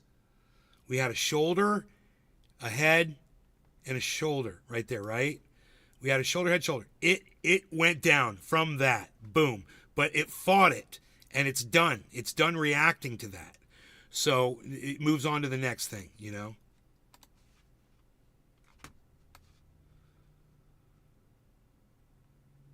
I'm waiting for that drop. No, you say it's unpredictable. I completely disagree with you, Tula, and that's why you pulled your money out. I wish you had consulted with me before you did that. Because I would tell every single person here, unless you're hungry and you don't have any other way of making money right now, and you need money for food, okay, I understand. But otherwise, I would say, leave it in there. It's going to multiply. It's back in. What, did you just buy more? At what price would you? Now keep it in there.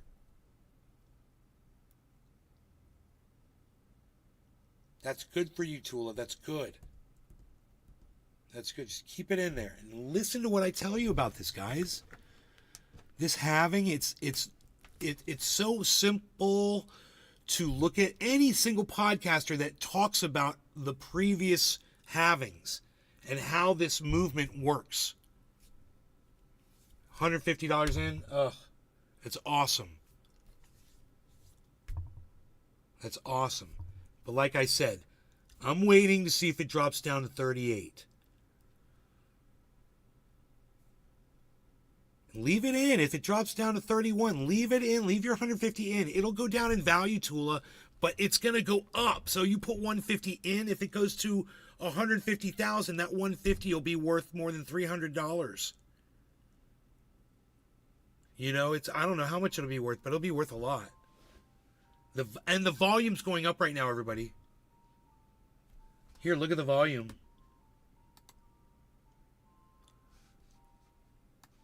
Look at the volume going up.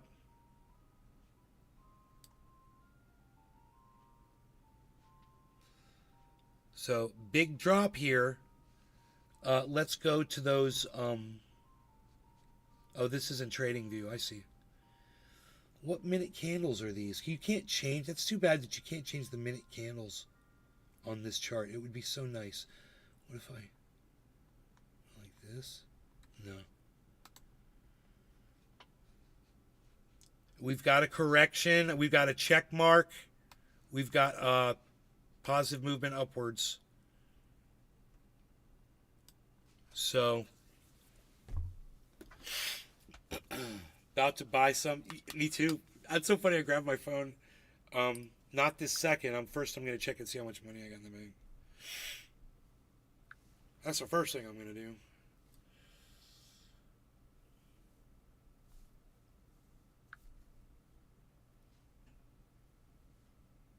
Okay.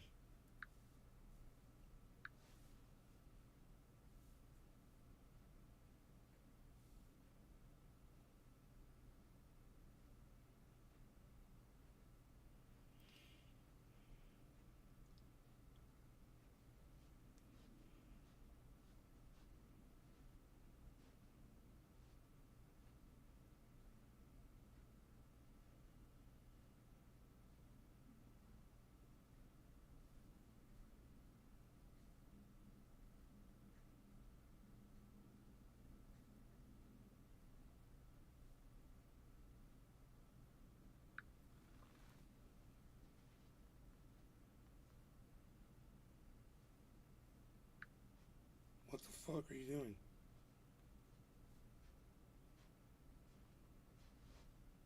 Oh. Hold on a second. Wait, you know what? I should buy some Bitcoin right now while I'm thinking about it. While I'm on it. Because I can, so I should.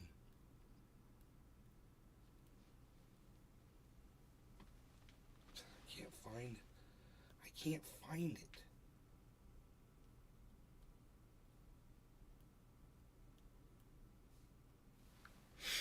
Alright, I'll be right back. Wait, where is it at? Yeah, that's good. Just a little.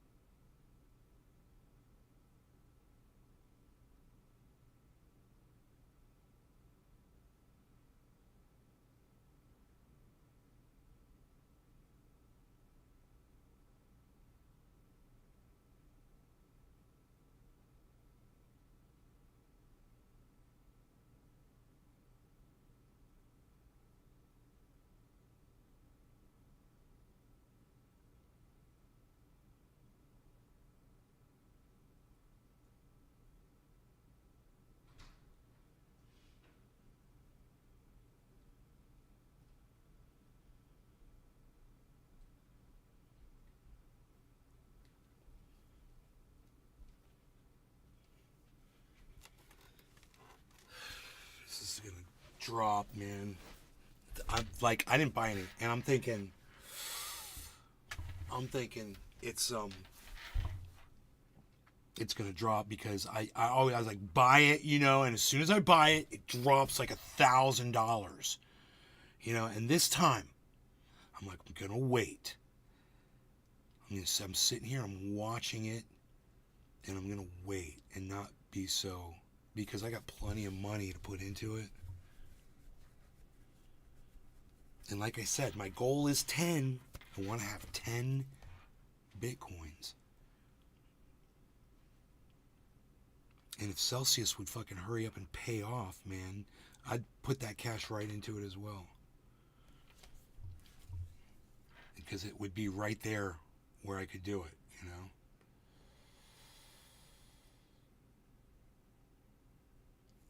So was this the fake out and now the return? Or is the bottom gonna drop out? It's a Monday.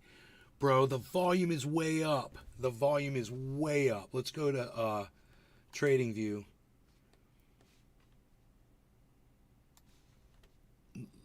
Look at the volume, just spiked just a few minutes ago.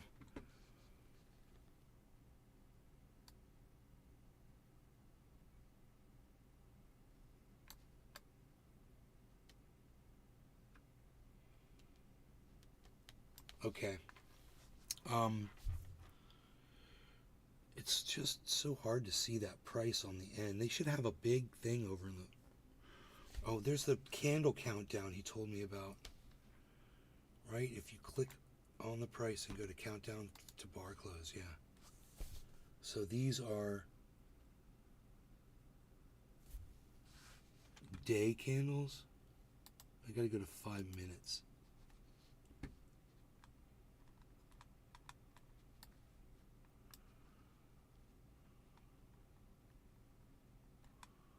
Here we go. 5-minute candles. That's a double bottom, guys. That's a freaking double bottom. Look at that W. Holy shit, man. It should be good, man. We should be good to go, man. I gotta get a little bit. I'm just gonna get a little. Because it always does this to me, man. Jesus Christ. I'm only gonna get a little. Bastards. I'm not gonna get what I would normally get. Just to see it drop, because it always does that, dude. They're getting me at 42.529.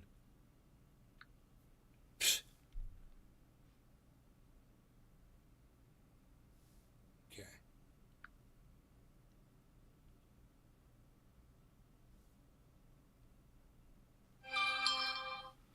I know.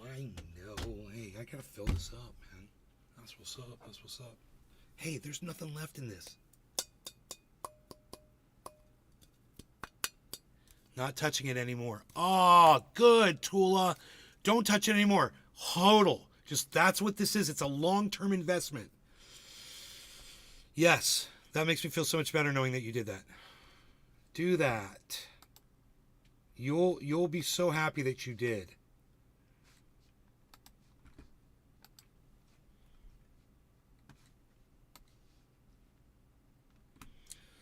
Okay, so I went ahead and I bought a little because we've got a double bottom, a really good looking double bottom. It looks just like a W. Everyone should see that and everyone should react to it. So if it does, I'll be happy with what I bought. But I would have normally bought much more, but I always get screwed right here. This is right at the time that I want to buy is when this thing reverses on me and I get it wrong. So let me go get another can of butane. Butane, I gotta get another can of butane. I'll be right back. I should make kafefe, man. Kafefe. I should make another kafefe. What are you doing? You're not gonna make a kafefe? What are you doing? What are you doing? You're not gonna make a kafefe. You're not gonna make a kafefe.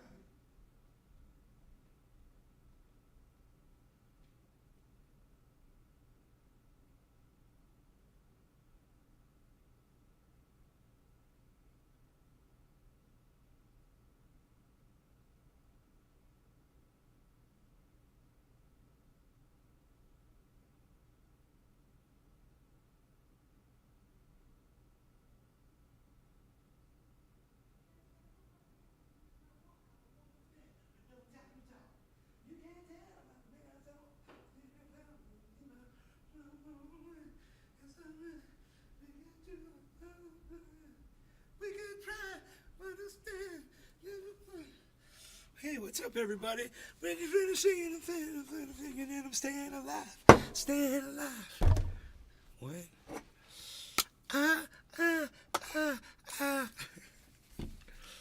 All right, here we go.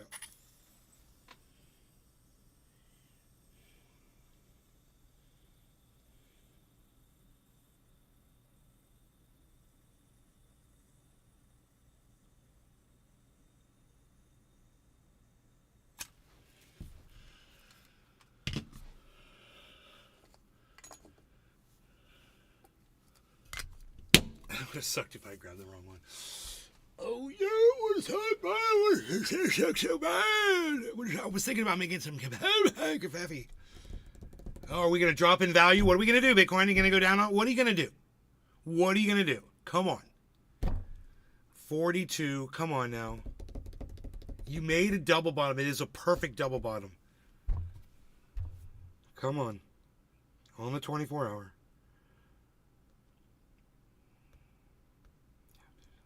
Come to find out, yeah, 24-hour patterns don't mean anything.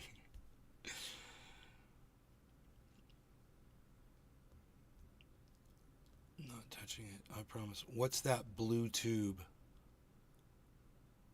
What's the blue tube?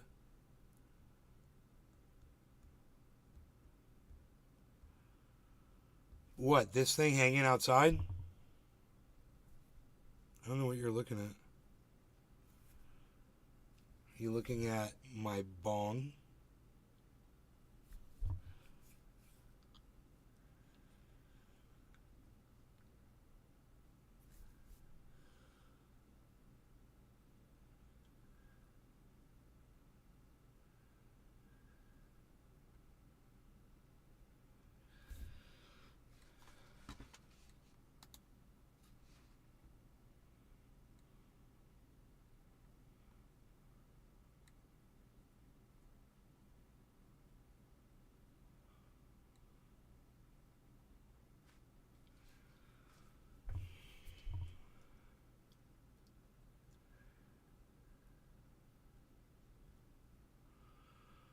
Let's see if this double bottom works.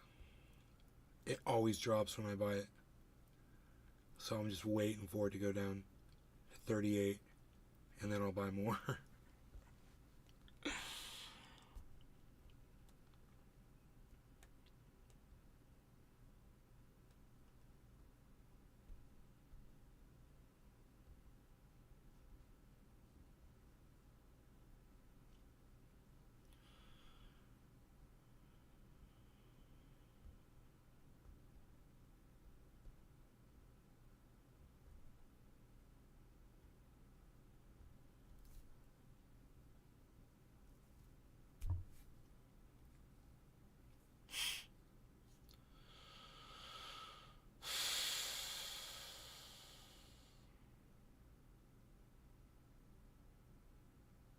I'm too high to smoke anymore. I'm good. I need to eat, actually. I haven't eaten anything yet today. So I need to, like, consume some substance. Something to eat. Some sort of food. I don't know what, though.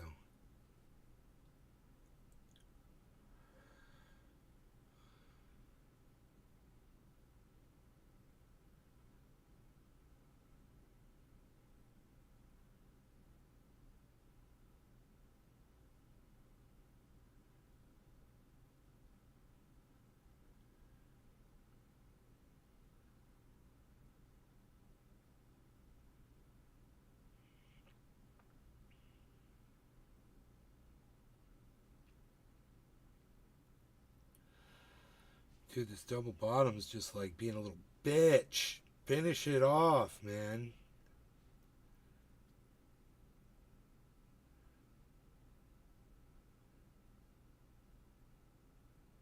Every time we've had a double bottom in the last 24 hours, it's gone up.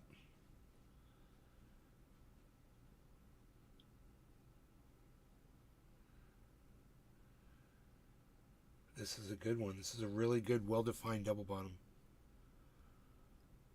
Especially when you look on that candle chart.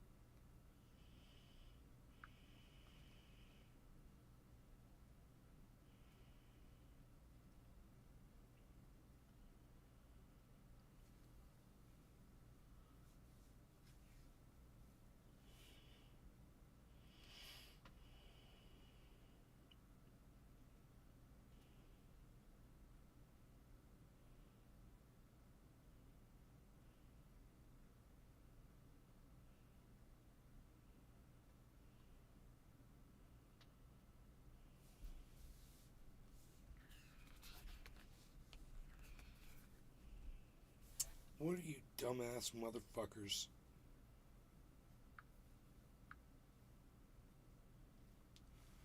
Not y'all. Ooh, look at that, 381.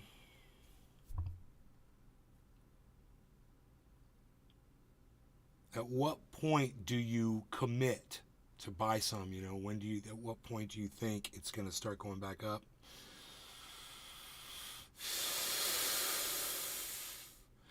You got to look at your levels of support, and that's how you figure that out.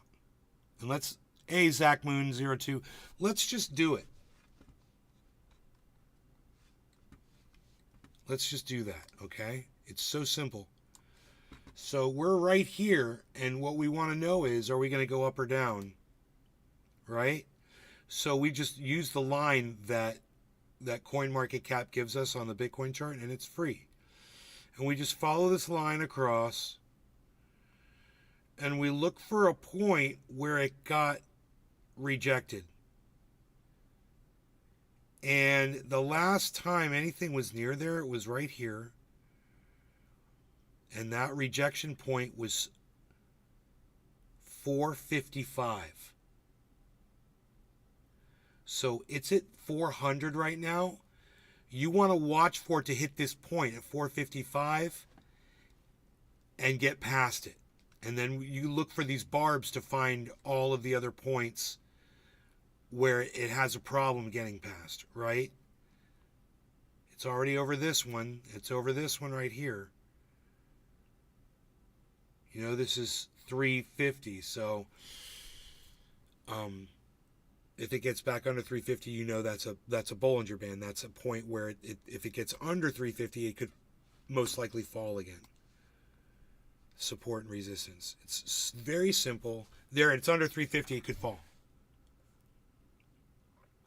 So it's kind of battling at that point. This is a volatile place for it right here. It got over. That was a good return back. That was really healthy. So that was good. That was a nice jump up. See what the bottom is by seeing how low it goes before it starts going up again, right? It's at 49.80. There, 49.80 is your new low. So you want to see if it goes under 49.80, which it just did. Now it's 46. The 46 is your new low.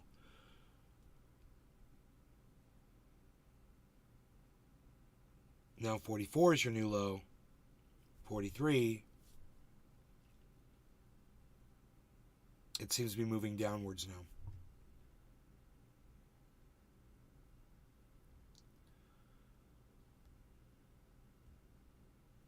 So 46, remember 43 was the last one? Okay, it's staying above that 43. And 46 becomes the new low. Now 44 is. You're just looking for that point of support that it won't go underneath. 43.75, 42.59, so it's not 43. 41.97, 41. Looking for support. We can go down and try to find where the last place was. There was support, or we can just watch it now and find out where the current level of support is going to be rewritten at, so to speak, just by watching the movement. 43 again.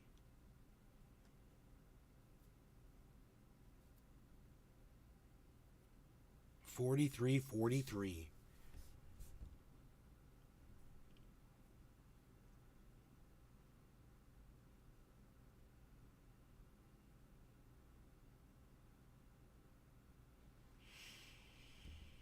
It is not strong right now.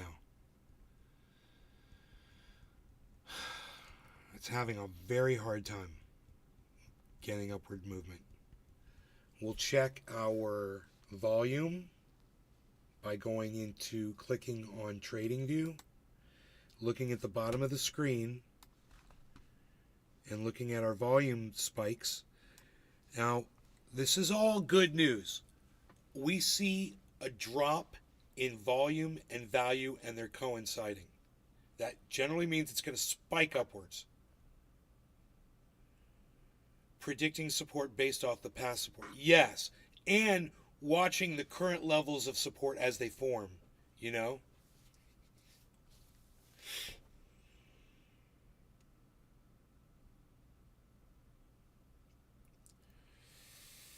they reform new levels of support. Um,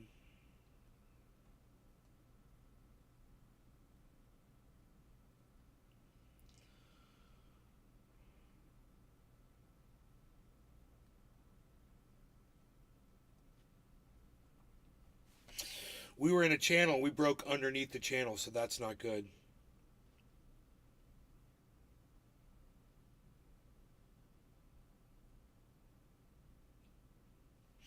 On TradingView, we can draw the channel out by taking the high and the low, like this.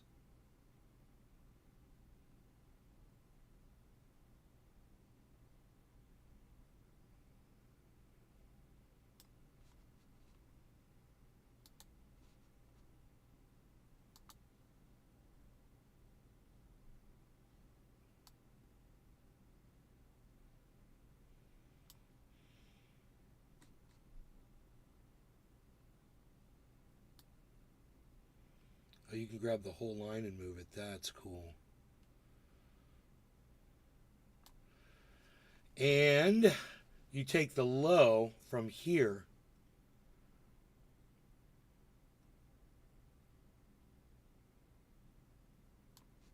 Oops.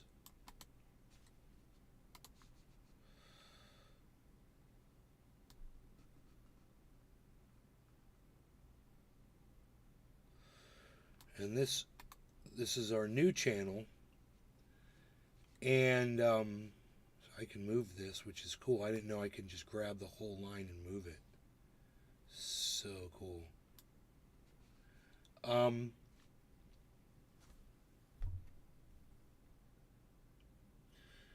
That is a pretty visible line of support right there. And it's not looking good right now. This is the 24-hour chart. Let's go to these are the 4 minutes. I'm sorry, the 5-minute candles. Okay, there's the 5-minute candles. Now we've lost our lines that we had there.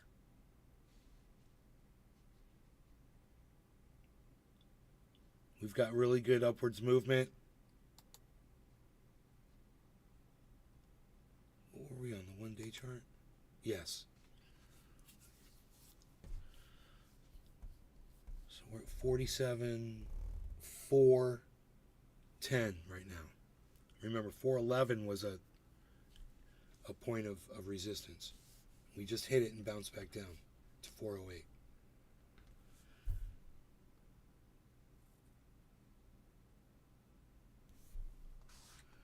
So I'll enlarge that image right there, and then you guys can see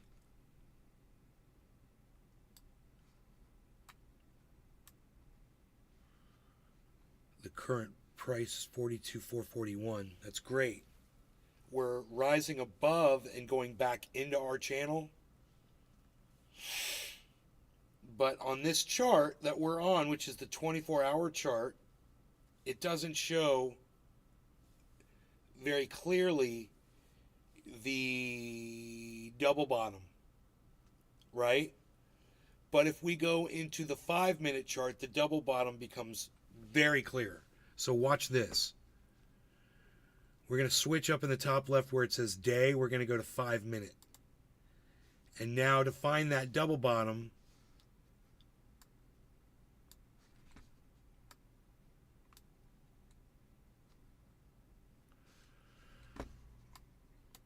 I'm sorry.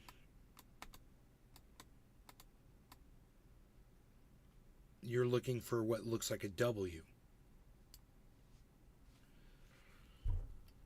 It couldn't be any more clear, right? Double bottoms result in movement upwards.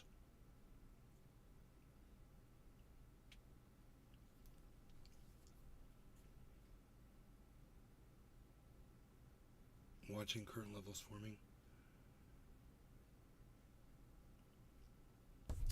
Maybe I should know if I'm still... Am I still on IG? Oh, unable to connect, it says. Okay, here, let's end the live video. Turn that off. Discard the video.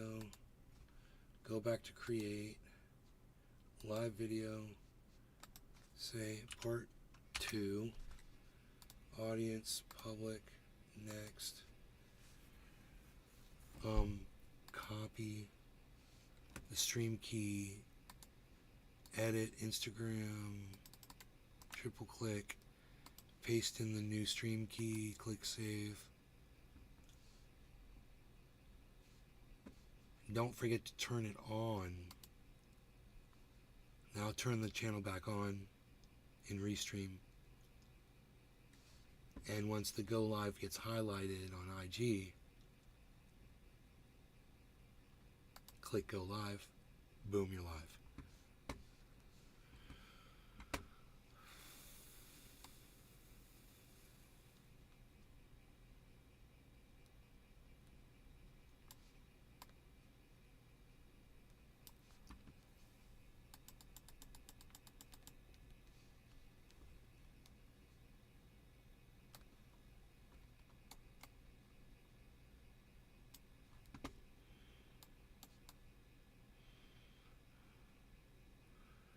$4.45.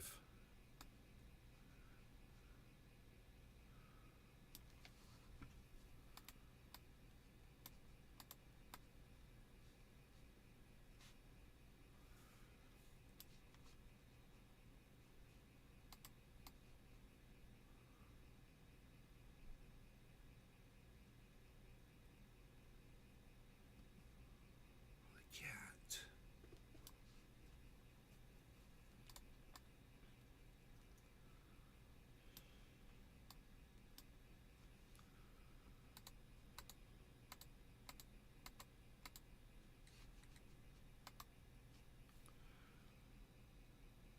$4.44. So what we see is this completely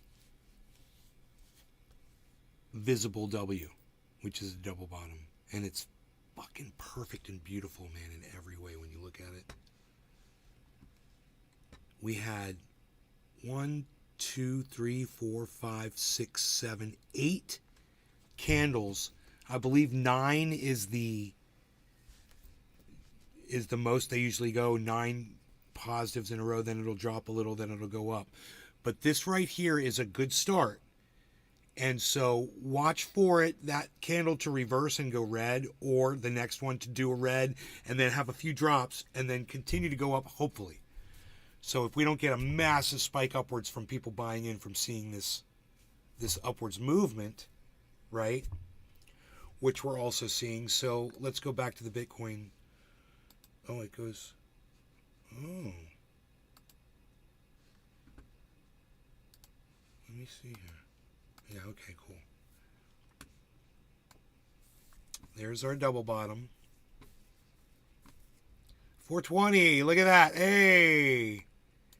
Bitcoin's at 420, what?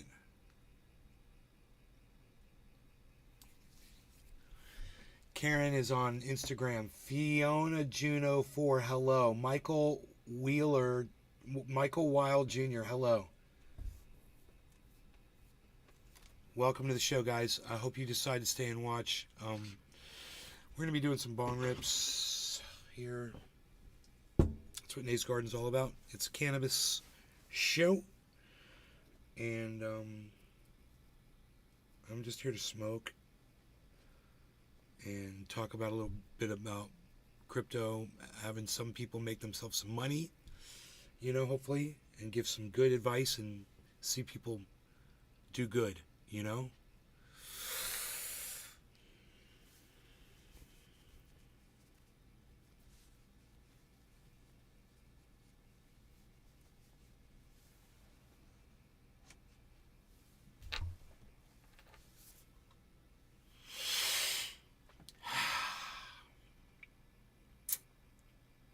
Let's move this in a little bit.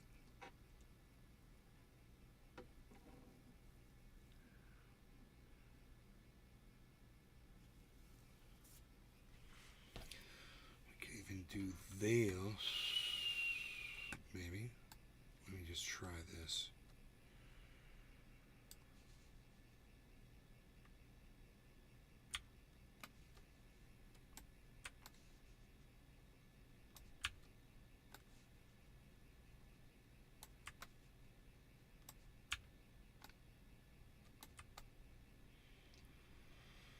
There we go, man.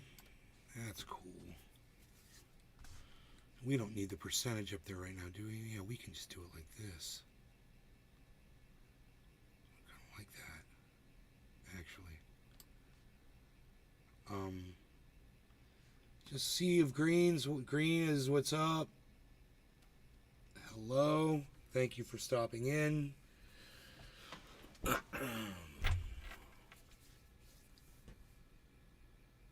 am packing a bowl of Girl Scout cookie.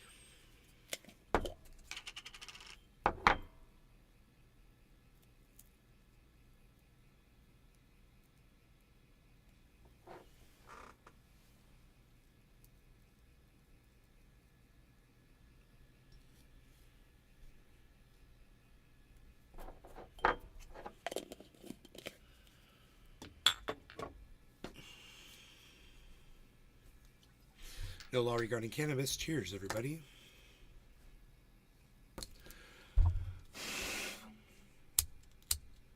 Oh, wrong lighter. One must have lost the flint.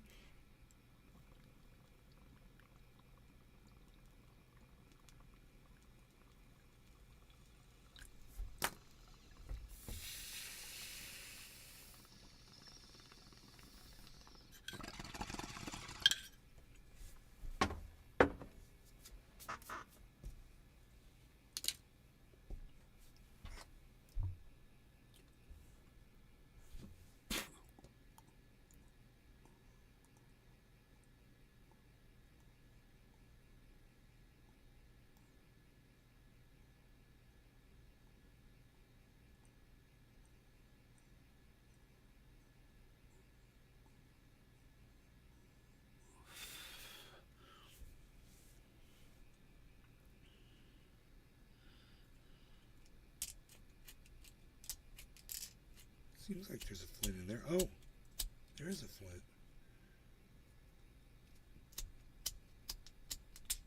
I just saw it spark. That's weird. Oh, there it goes. Look at me. I fixed the lighter. I'm like a freaking MacGyver. I did that with... I fixed the lighter with one hand by running the wheel backwards with my thumb. It wasn't making contact with the flint for some reason. There were no sparks. Sparks. There's no sparks. We should make more kafefe or what?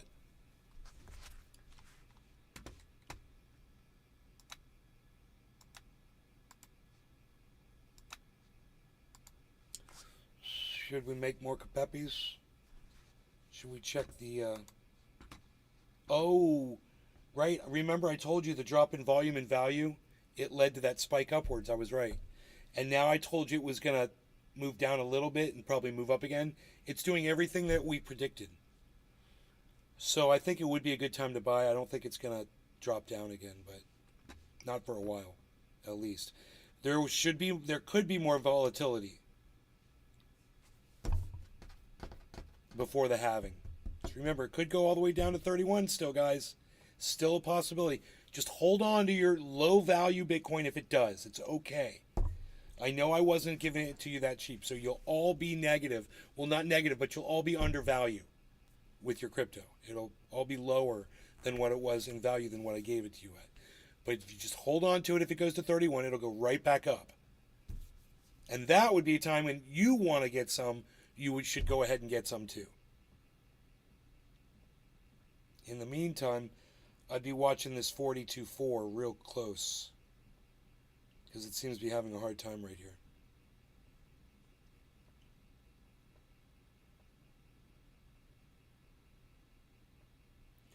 See, it hit 481 and then it bounced down. 42,481 is really giving it a hard time. Could be a Bollinger Band. 442, 72.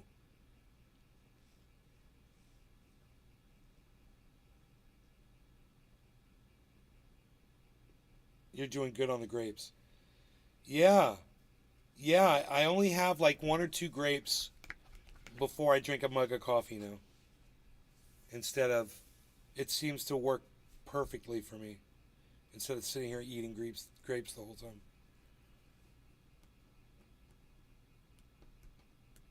It's like I'll have two or three of them.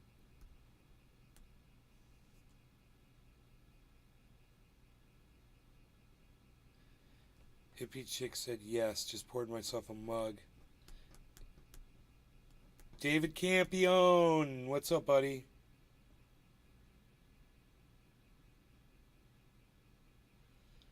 $42, $3.93, $3.96,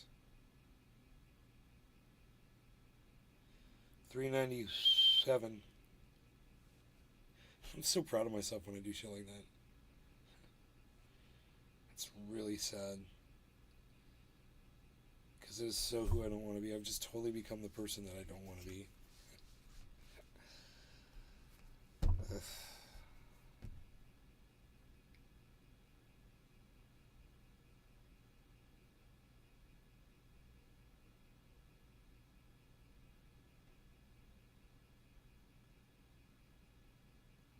I'm half the man I used to be. That was coming right off. That was just like on a silver platter, baby. The jokes write themselves.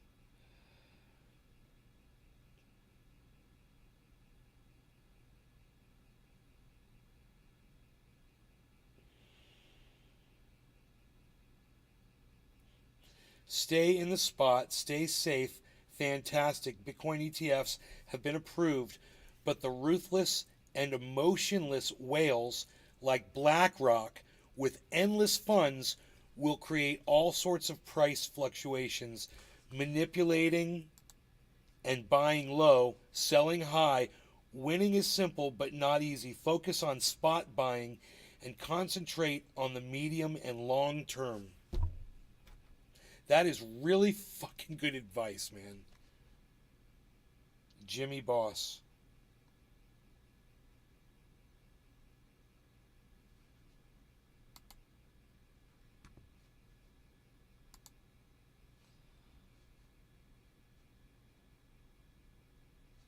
It's just really good advice.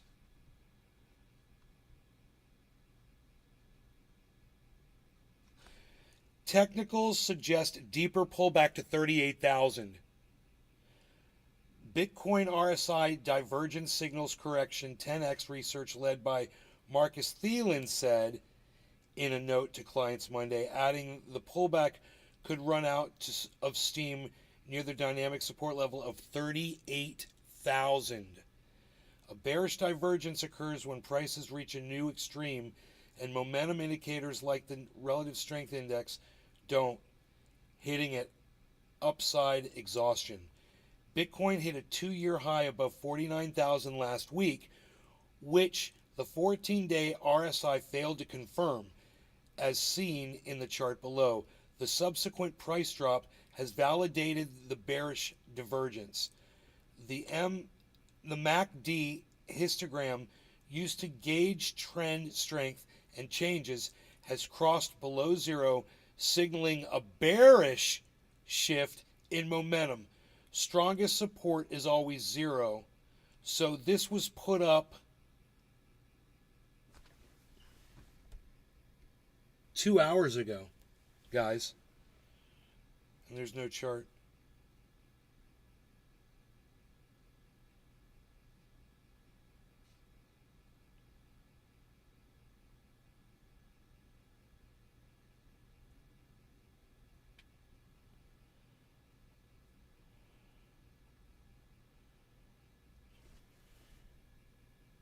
They were trying to send a Bitcoin to the moon.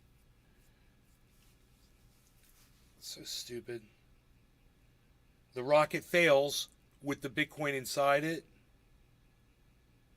So the Bitcoin burns. They burned a whole fucking Bitcoin. Fucking idiots. Which they were burning it anyway. If they were sending it to the moon, they were burning it anyway. So fuck them.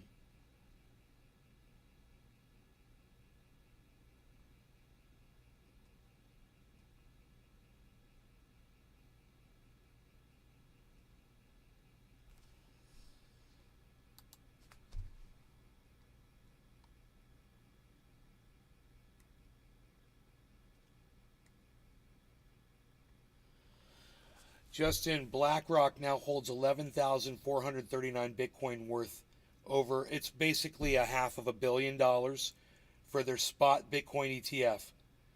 Stop selling your bag. BlackRock bought your bags. There you go, man, says the crypto empress.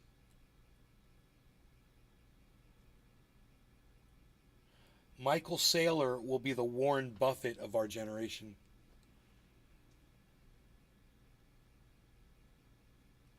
This is my game plan. I'll long Bitcoin heavily on 39,700. Be patient. I'm a lion. Let the prey come to us. It could happen, guys, but it's at 42,454 now, man. It's looking strong as hell. You want to see the 24-hour chart?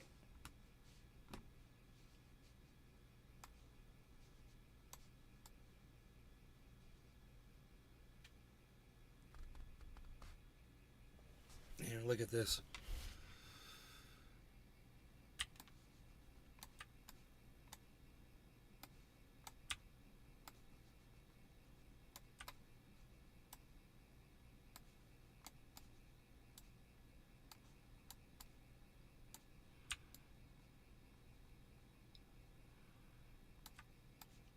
You guys, look at our W.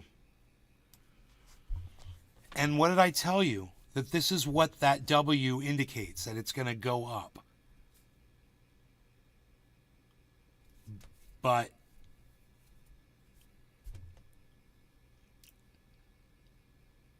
you just got to wait and see if it hits the next levels of resistance and gets through them. You know, like I said, it's not going to be a straight spike upwards, but it should climb.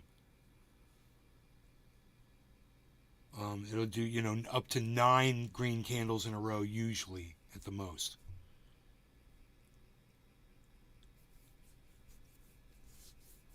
So,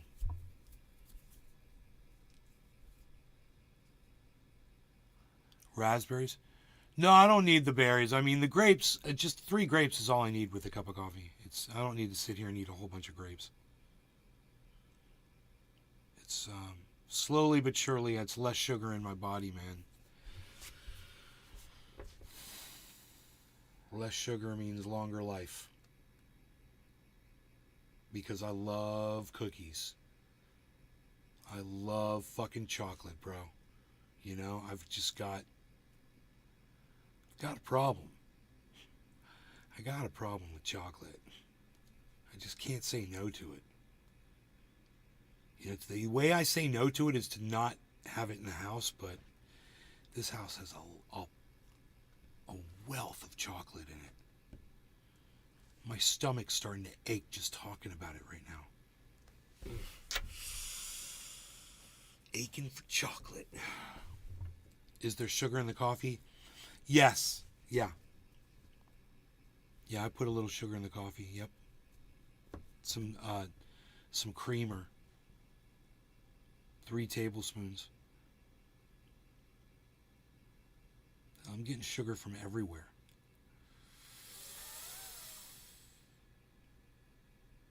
I mean, I could go to black coffee. It's just not as fun for me,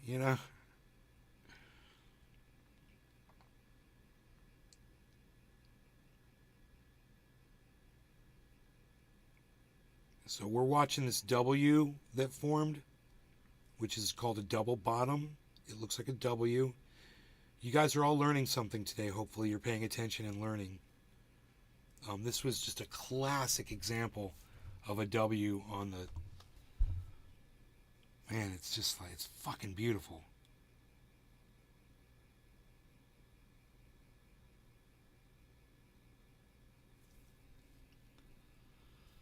Um,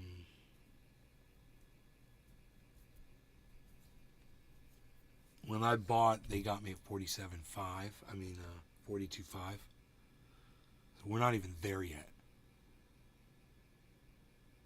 42.481 though. Just trying, and it's got rejected.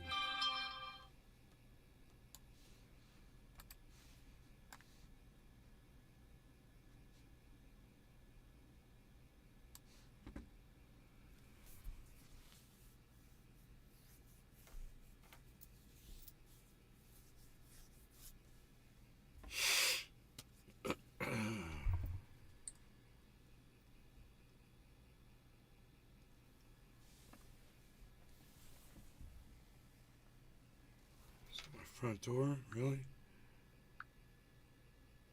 Who that? Who this?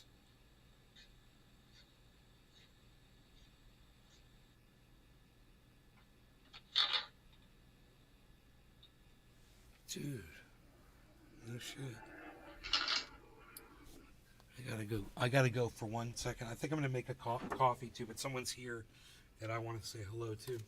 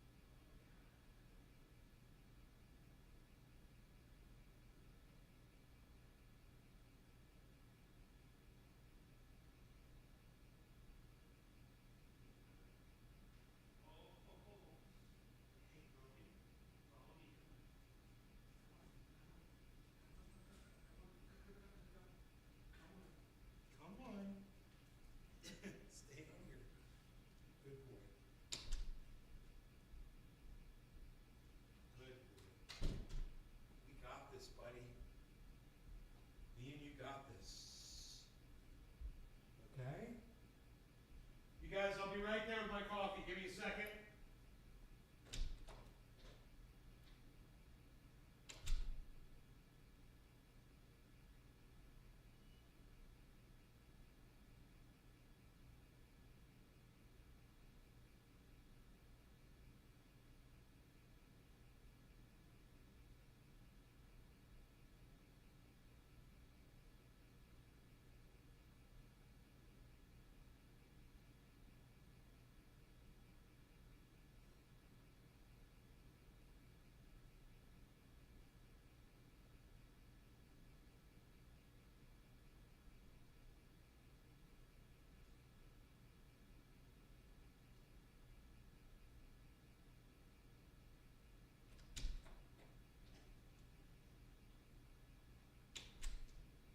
Good boy, Brody.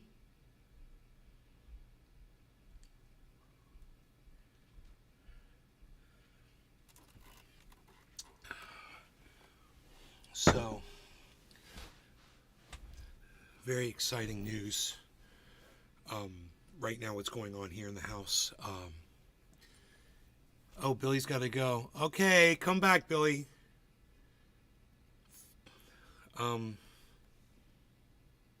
He just put that up, right?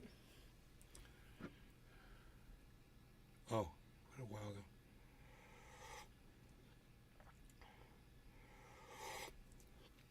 I put one less tablespoon. I know only 2 tablespoons of creamer in my coffee. Cutting back, man, here and there. Hey, Just Gaddy. Holy shit, Nay. I've been following you since YouTube 2010. What's up, buddy? Mountain Life Class, what's up? I hope you guys are still watching. I had to go make a cup of coffee. I hope you guys are still here. Let me know in the chat over there on IG if you're still watching. Please, I'd love to hear from you if you're still watching over there. Freaking Oracle. Oh, missed you, buddy. Where have you been, man? Good to see you. Bitcoin just made it to 42.5. That's my purchase point, guys. 42.5. So I didn't buy a lot. I just got a little bit. But I thought once I bought it, it was going to drop because it always happens to me. And it didn't do it this time. It's actually doing what it's supposed to do. So what's going on here in the house? My old bedroom in this house was where my mom decided to move my father into when he could no longer take care of himself and she could no longer take care of him and we needed help. So they moved a medical bed into that room and they have a permanent lift inside that room. Now, you only need one lift, but we had 2, and they put both, and they're big, they're large. It's like an engine hoist, think of an engine hoist. It's for a human being, and you have to be able to roll that like a wheelchair, basically, with the person suspended in this hammock, it's a 4-point hammock harness that they sit in, and allows you to push them. It's called a Hoyer lift. We've got 2 of those, and we've got this medical bed. It's electric, it's completely adjustable, and those were given to us by friends of the woman who's been taking care of my father, right? She's here with the man that brought it and a helper, and they're taking all that equipment out of that room.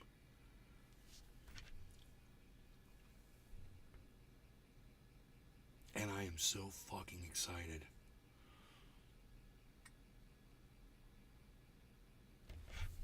I wonder if they would do something for me.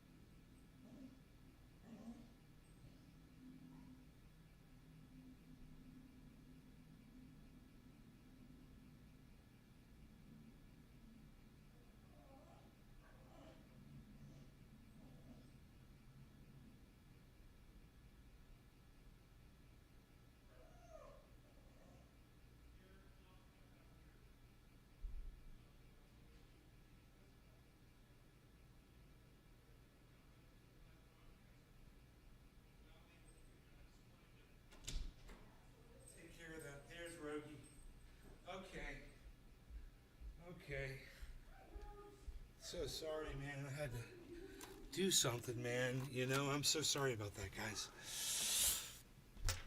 So,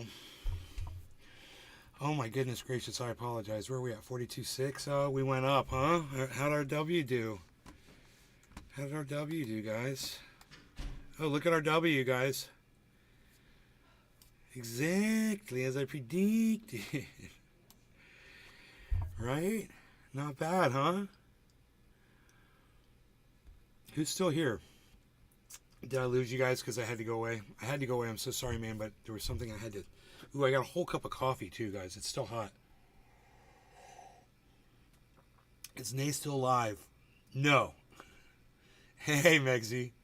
Justin, good morning. So, what I had to do was I had to move... well, I asked them if they could move a mattress for me, and they did. They moved the mattress back into that room, but I still have to vacuum the floor in there. And then we're probably going to get a company to come in and shampoo the carpet as well. And then it's going to be time to take this podcast studio down because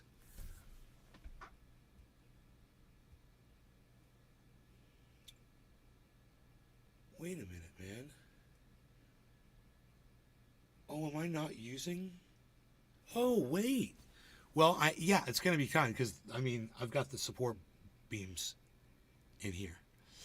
So I'm going to disassemble the whole thing. There is a way around it, but I just don't want to do it. I'm going to take the whole thing down.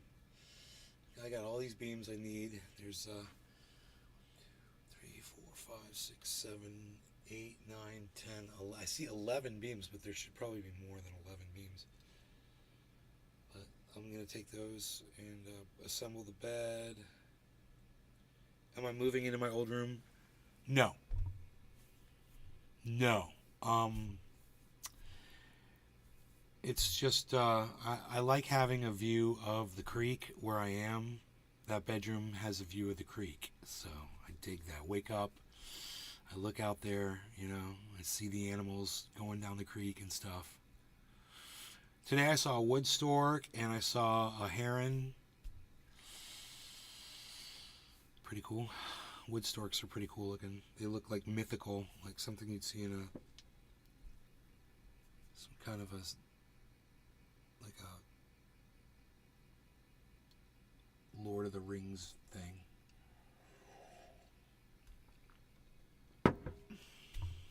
Or a Game of Thrones creature. 42, look at this, 42, 6. Look at this, guys, 42, 6. So it's over where I purchased it at. And, you know, because I got Jack 200, but now now it's actually making money. I only bought a little bit. I didn't buy a lot. But it was a good buy because Bad Blue Jaw says it's time to buy. Tool is like, she just bought 150. I'm like, I'm going to buy 2. So I did. I bought with you guys. And it's already paid for everything. So now it's making profit. The dog's trying to do business inside. Are you moving in your old room? The dog's trying to do business inside.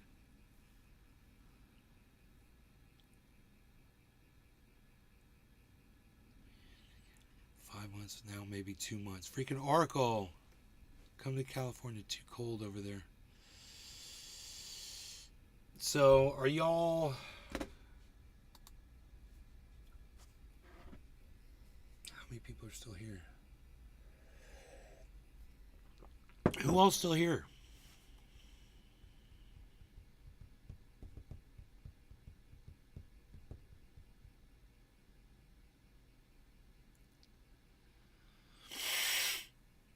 Oh, Oracle is here.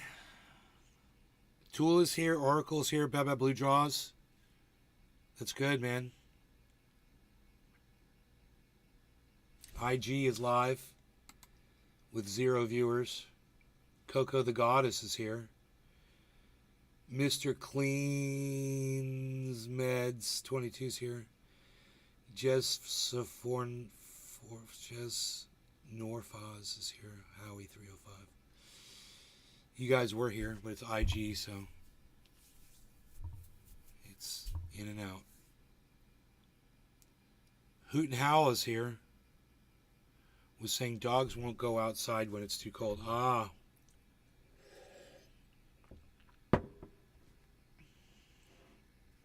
I tried doing IG. Doesn't work well when you have others on. Dear Slayer, what's up? When you have others on? Really? You're happier when you have a project of some kind. I'm seeing issues with all kinds of stuff. Actually, 650, guys. 42,650.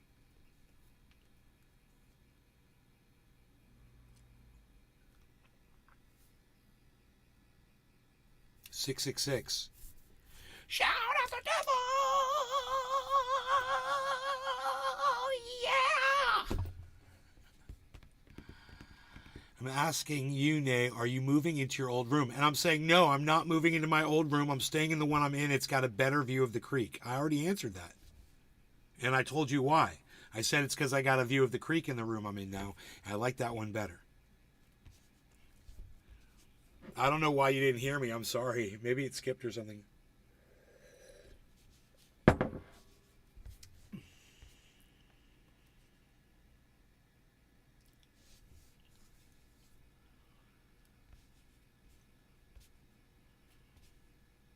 Why is this ad playing over after I skip?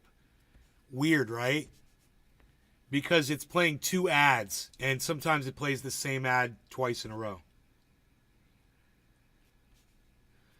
Yes, it wanted to just show the middle of my screen phone size.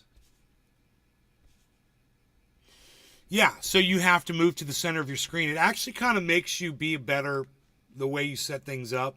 It kind of makes you more, if for people who are watching in landscape, it makes you a better, well, I like having things all over the screen personally, but this is when someone's watching on their phone and they're watching like this, it's cool when they're watching like that because they see, you know, everything that you put in the center of the screen. Like right now, no one sees the price of Bitcoin, so I need to do that. So it's in the middle too. So everyone on IG can see the price of Bitcoin. But then all you guys can see everything. You can see more. You guys can see the waterfall. You can see the chats.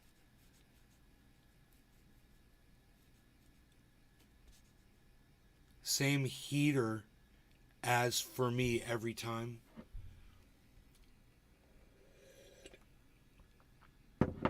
Same heater ad. I got you. I figured that out just as you typed it in there. Rumble glitch. Yeah, I like that look. I think you're happier when you have a project of some kind. Yeah, I think for me, I like to be working on something. And, you know, taking this podcast studio down is going to be fun for me. But I'm not ready to do it yet. So, I don't want to put the bed together. So I figure I don't have to do this until Stanley Steamer comes and does the carpets. You know?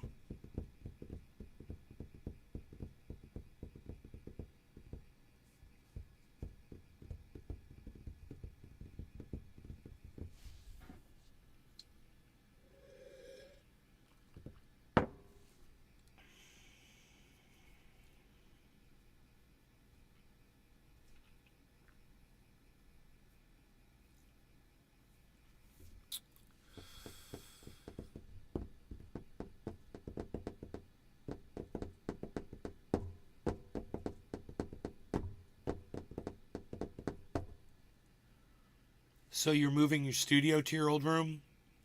I don't know. I don't know what I'm doing exactly yet. One thing I definitely have is plenty of time to figure it all out, you know? And there's a whole bunch of other things going on in my life right now that are just taking priority, and figuring out what the house situation is right now is like so far down the list. things are happening fast, you know? And I just have to be present.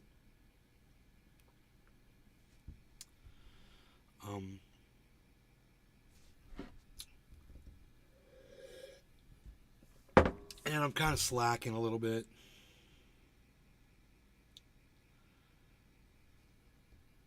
Being lazy.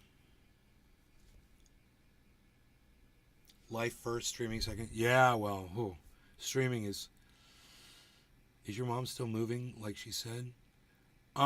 She's got no set plan to move until there's availability where she wants to go. So she ain't going anywhere right now until that opens up, you know.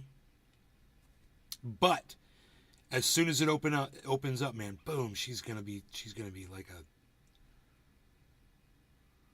a tornado getting over there.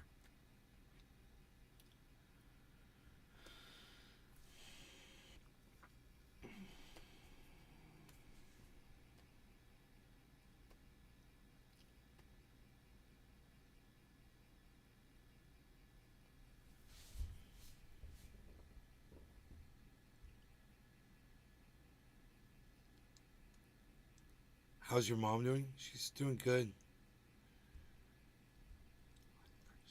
Like the view out the window behind you. Deer Slayer? Yeah, well, that view might not change. Or it might change a little bit, but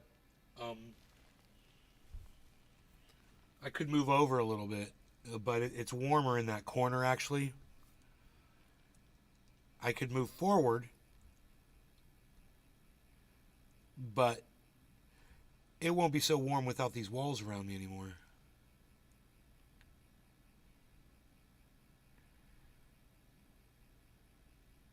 My grandma is in an elderly living place, $4,000 a month, but they provide one meal a day and a short bus to take you to your appointments and shopping.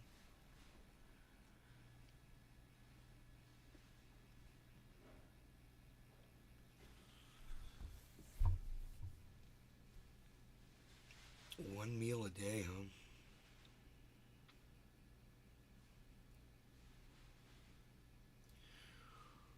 One meal a day seems kind of bunk. I mean, you got to eat 3 meals a day. Then you got to be responsible for 2 meals every day. That sucks. I guess for 4,000 a month, though, bro. You know, that's what you can get.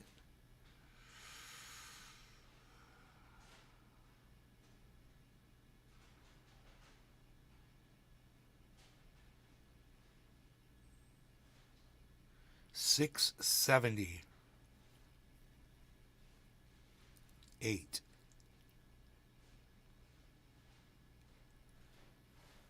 680. 678.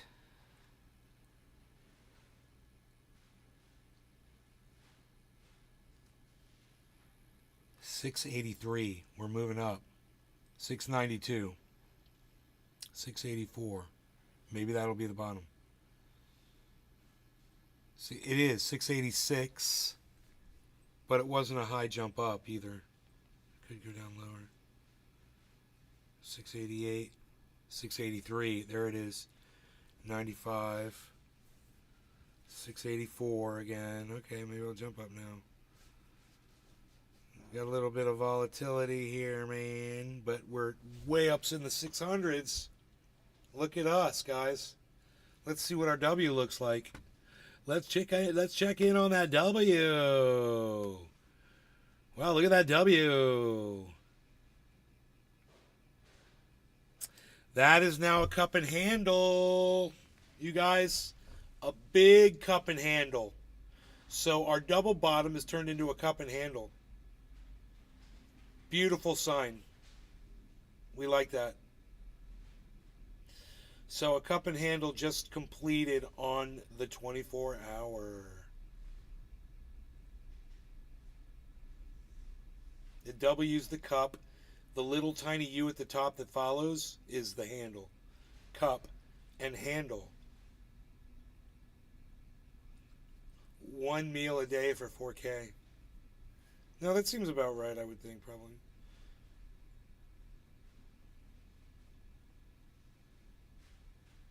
Hope it's a big ass breakfast at least.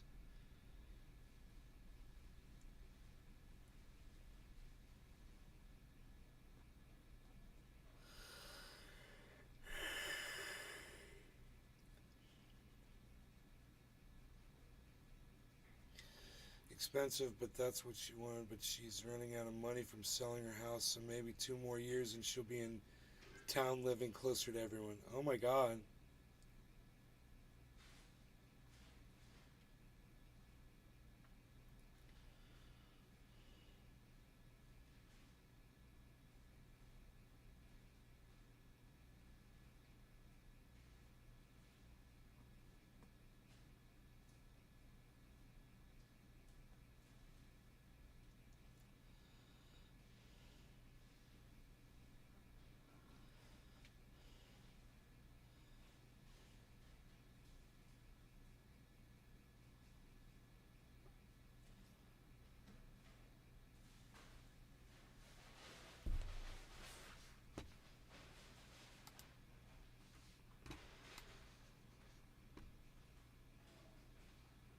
$684. High sixes.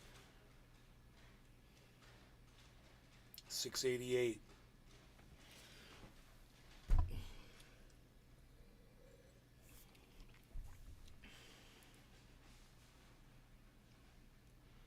$677. $677. $674.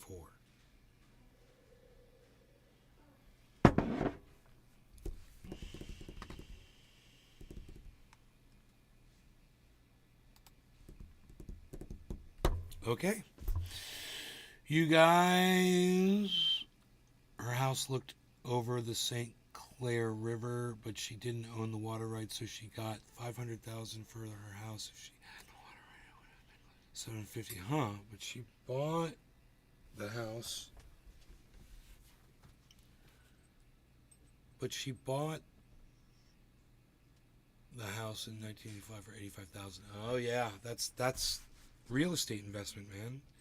That's what we were supposed to do, you know, is find some real estate, buy it, live on it, make money on it, you know, have it go up in value, and then if something we want to move in or whatever, we sell that property for the profit that we made and can afford a nice retirement, you know.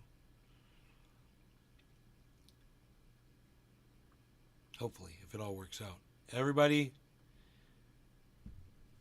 I'm assuming we're tapered off to nothing world here. Thank you for the 11 thumbs ups. I was one of them.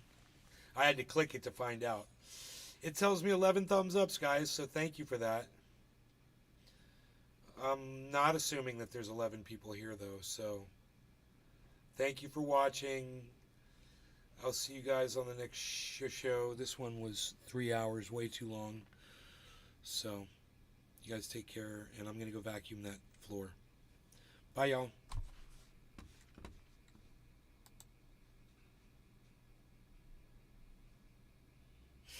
It's sad many won't be able to retire and will have to work till day's end. Bye, Megsy. You're welcome, Hoot Now. Have to work. Yeah, I know. Until they die. I know. Work until the end. I know. You're right. I know. All the way down to 605. All right. So, are you selling? No, I'm not selling anything. I'm a hodler. I'm keeping all my real estate. All right. Bye, everybody.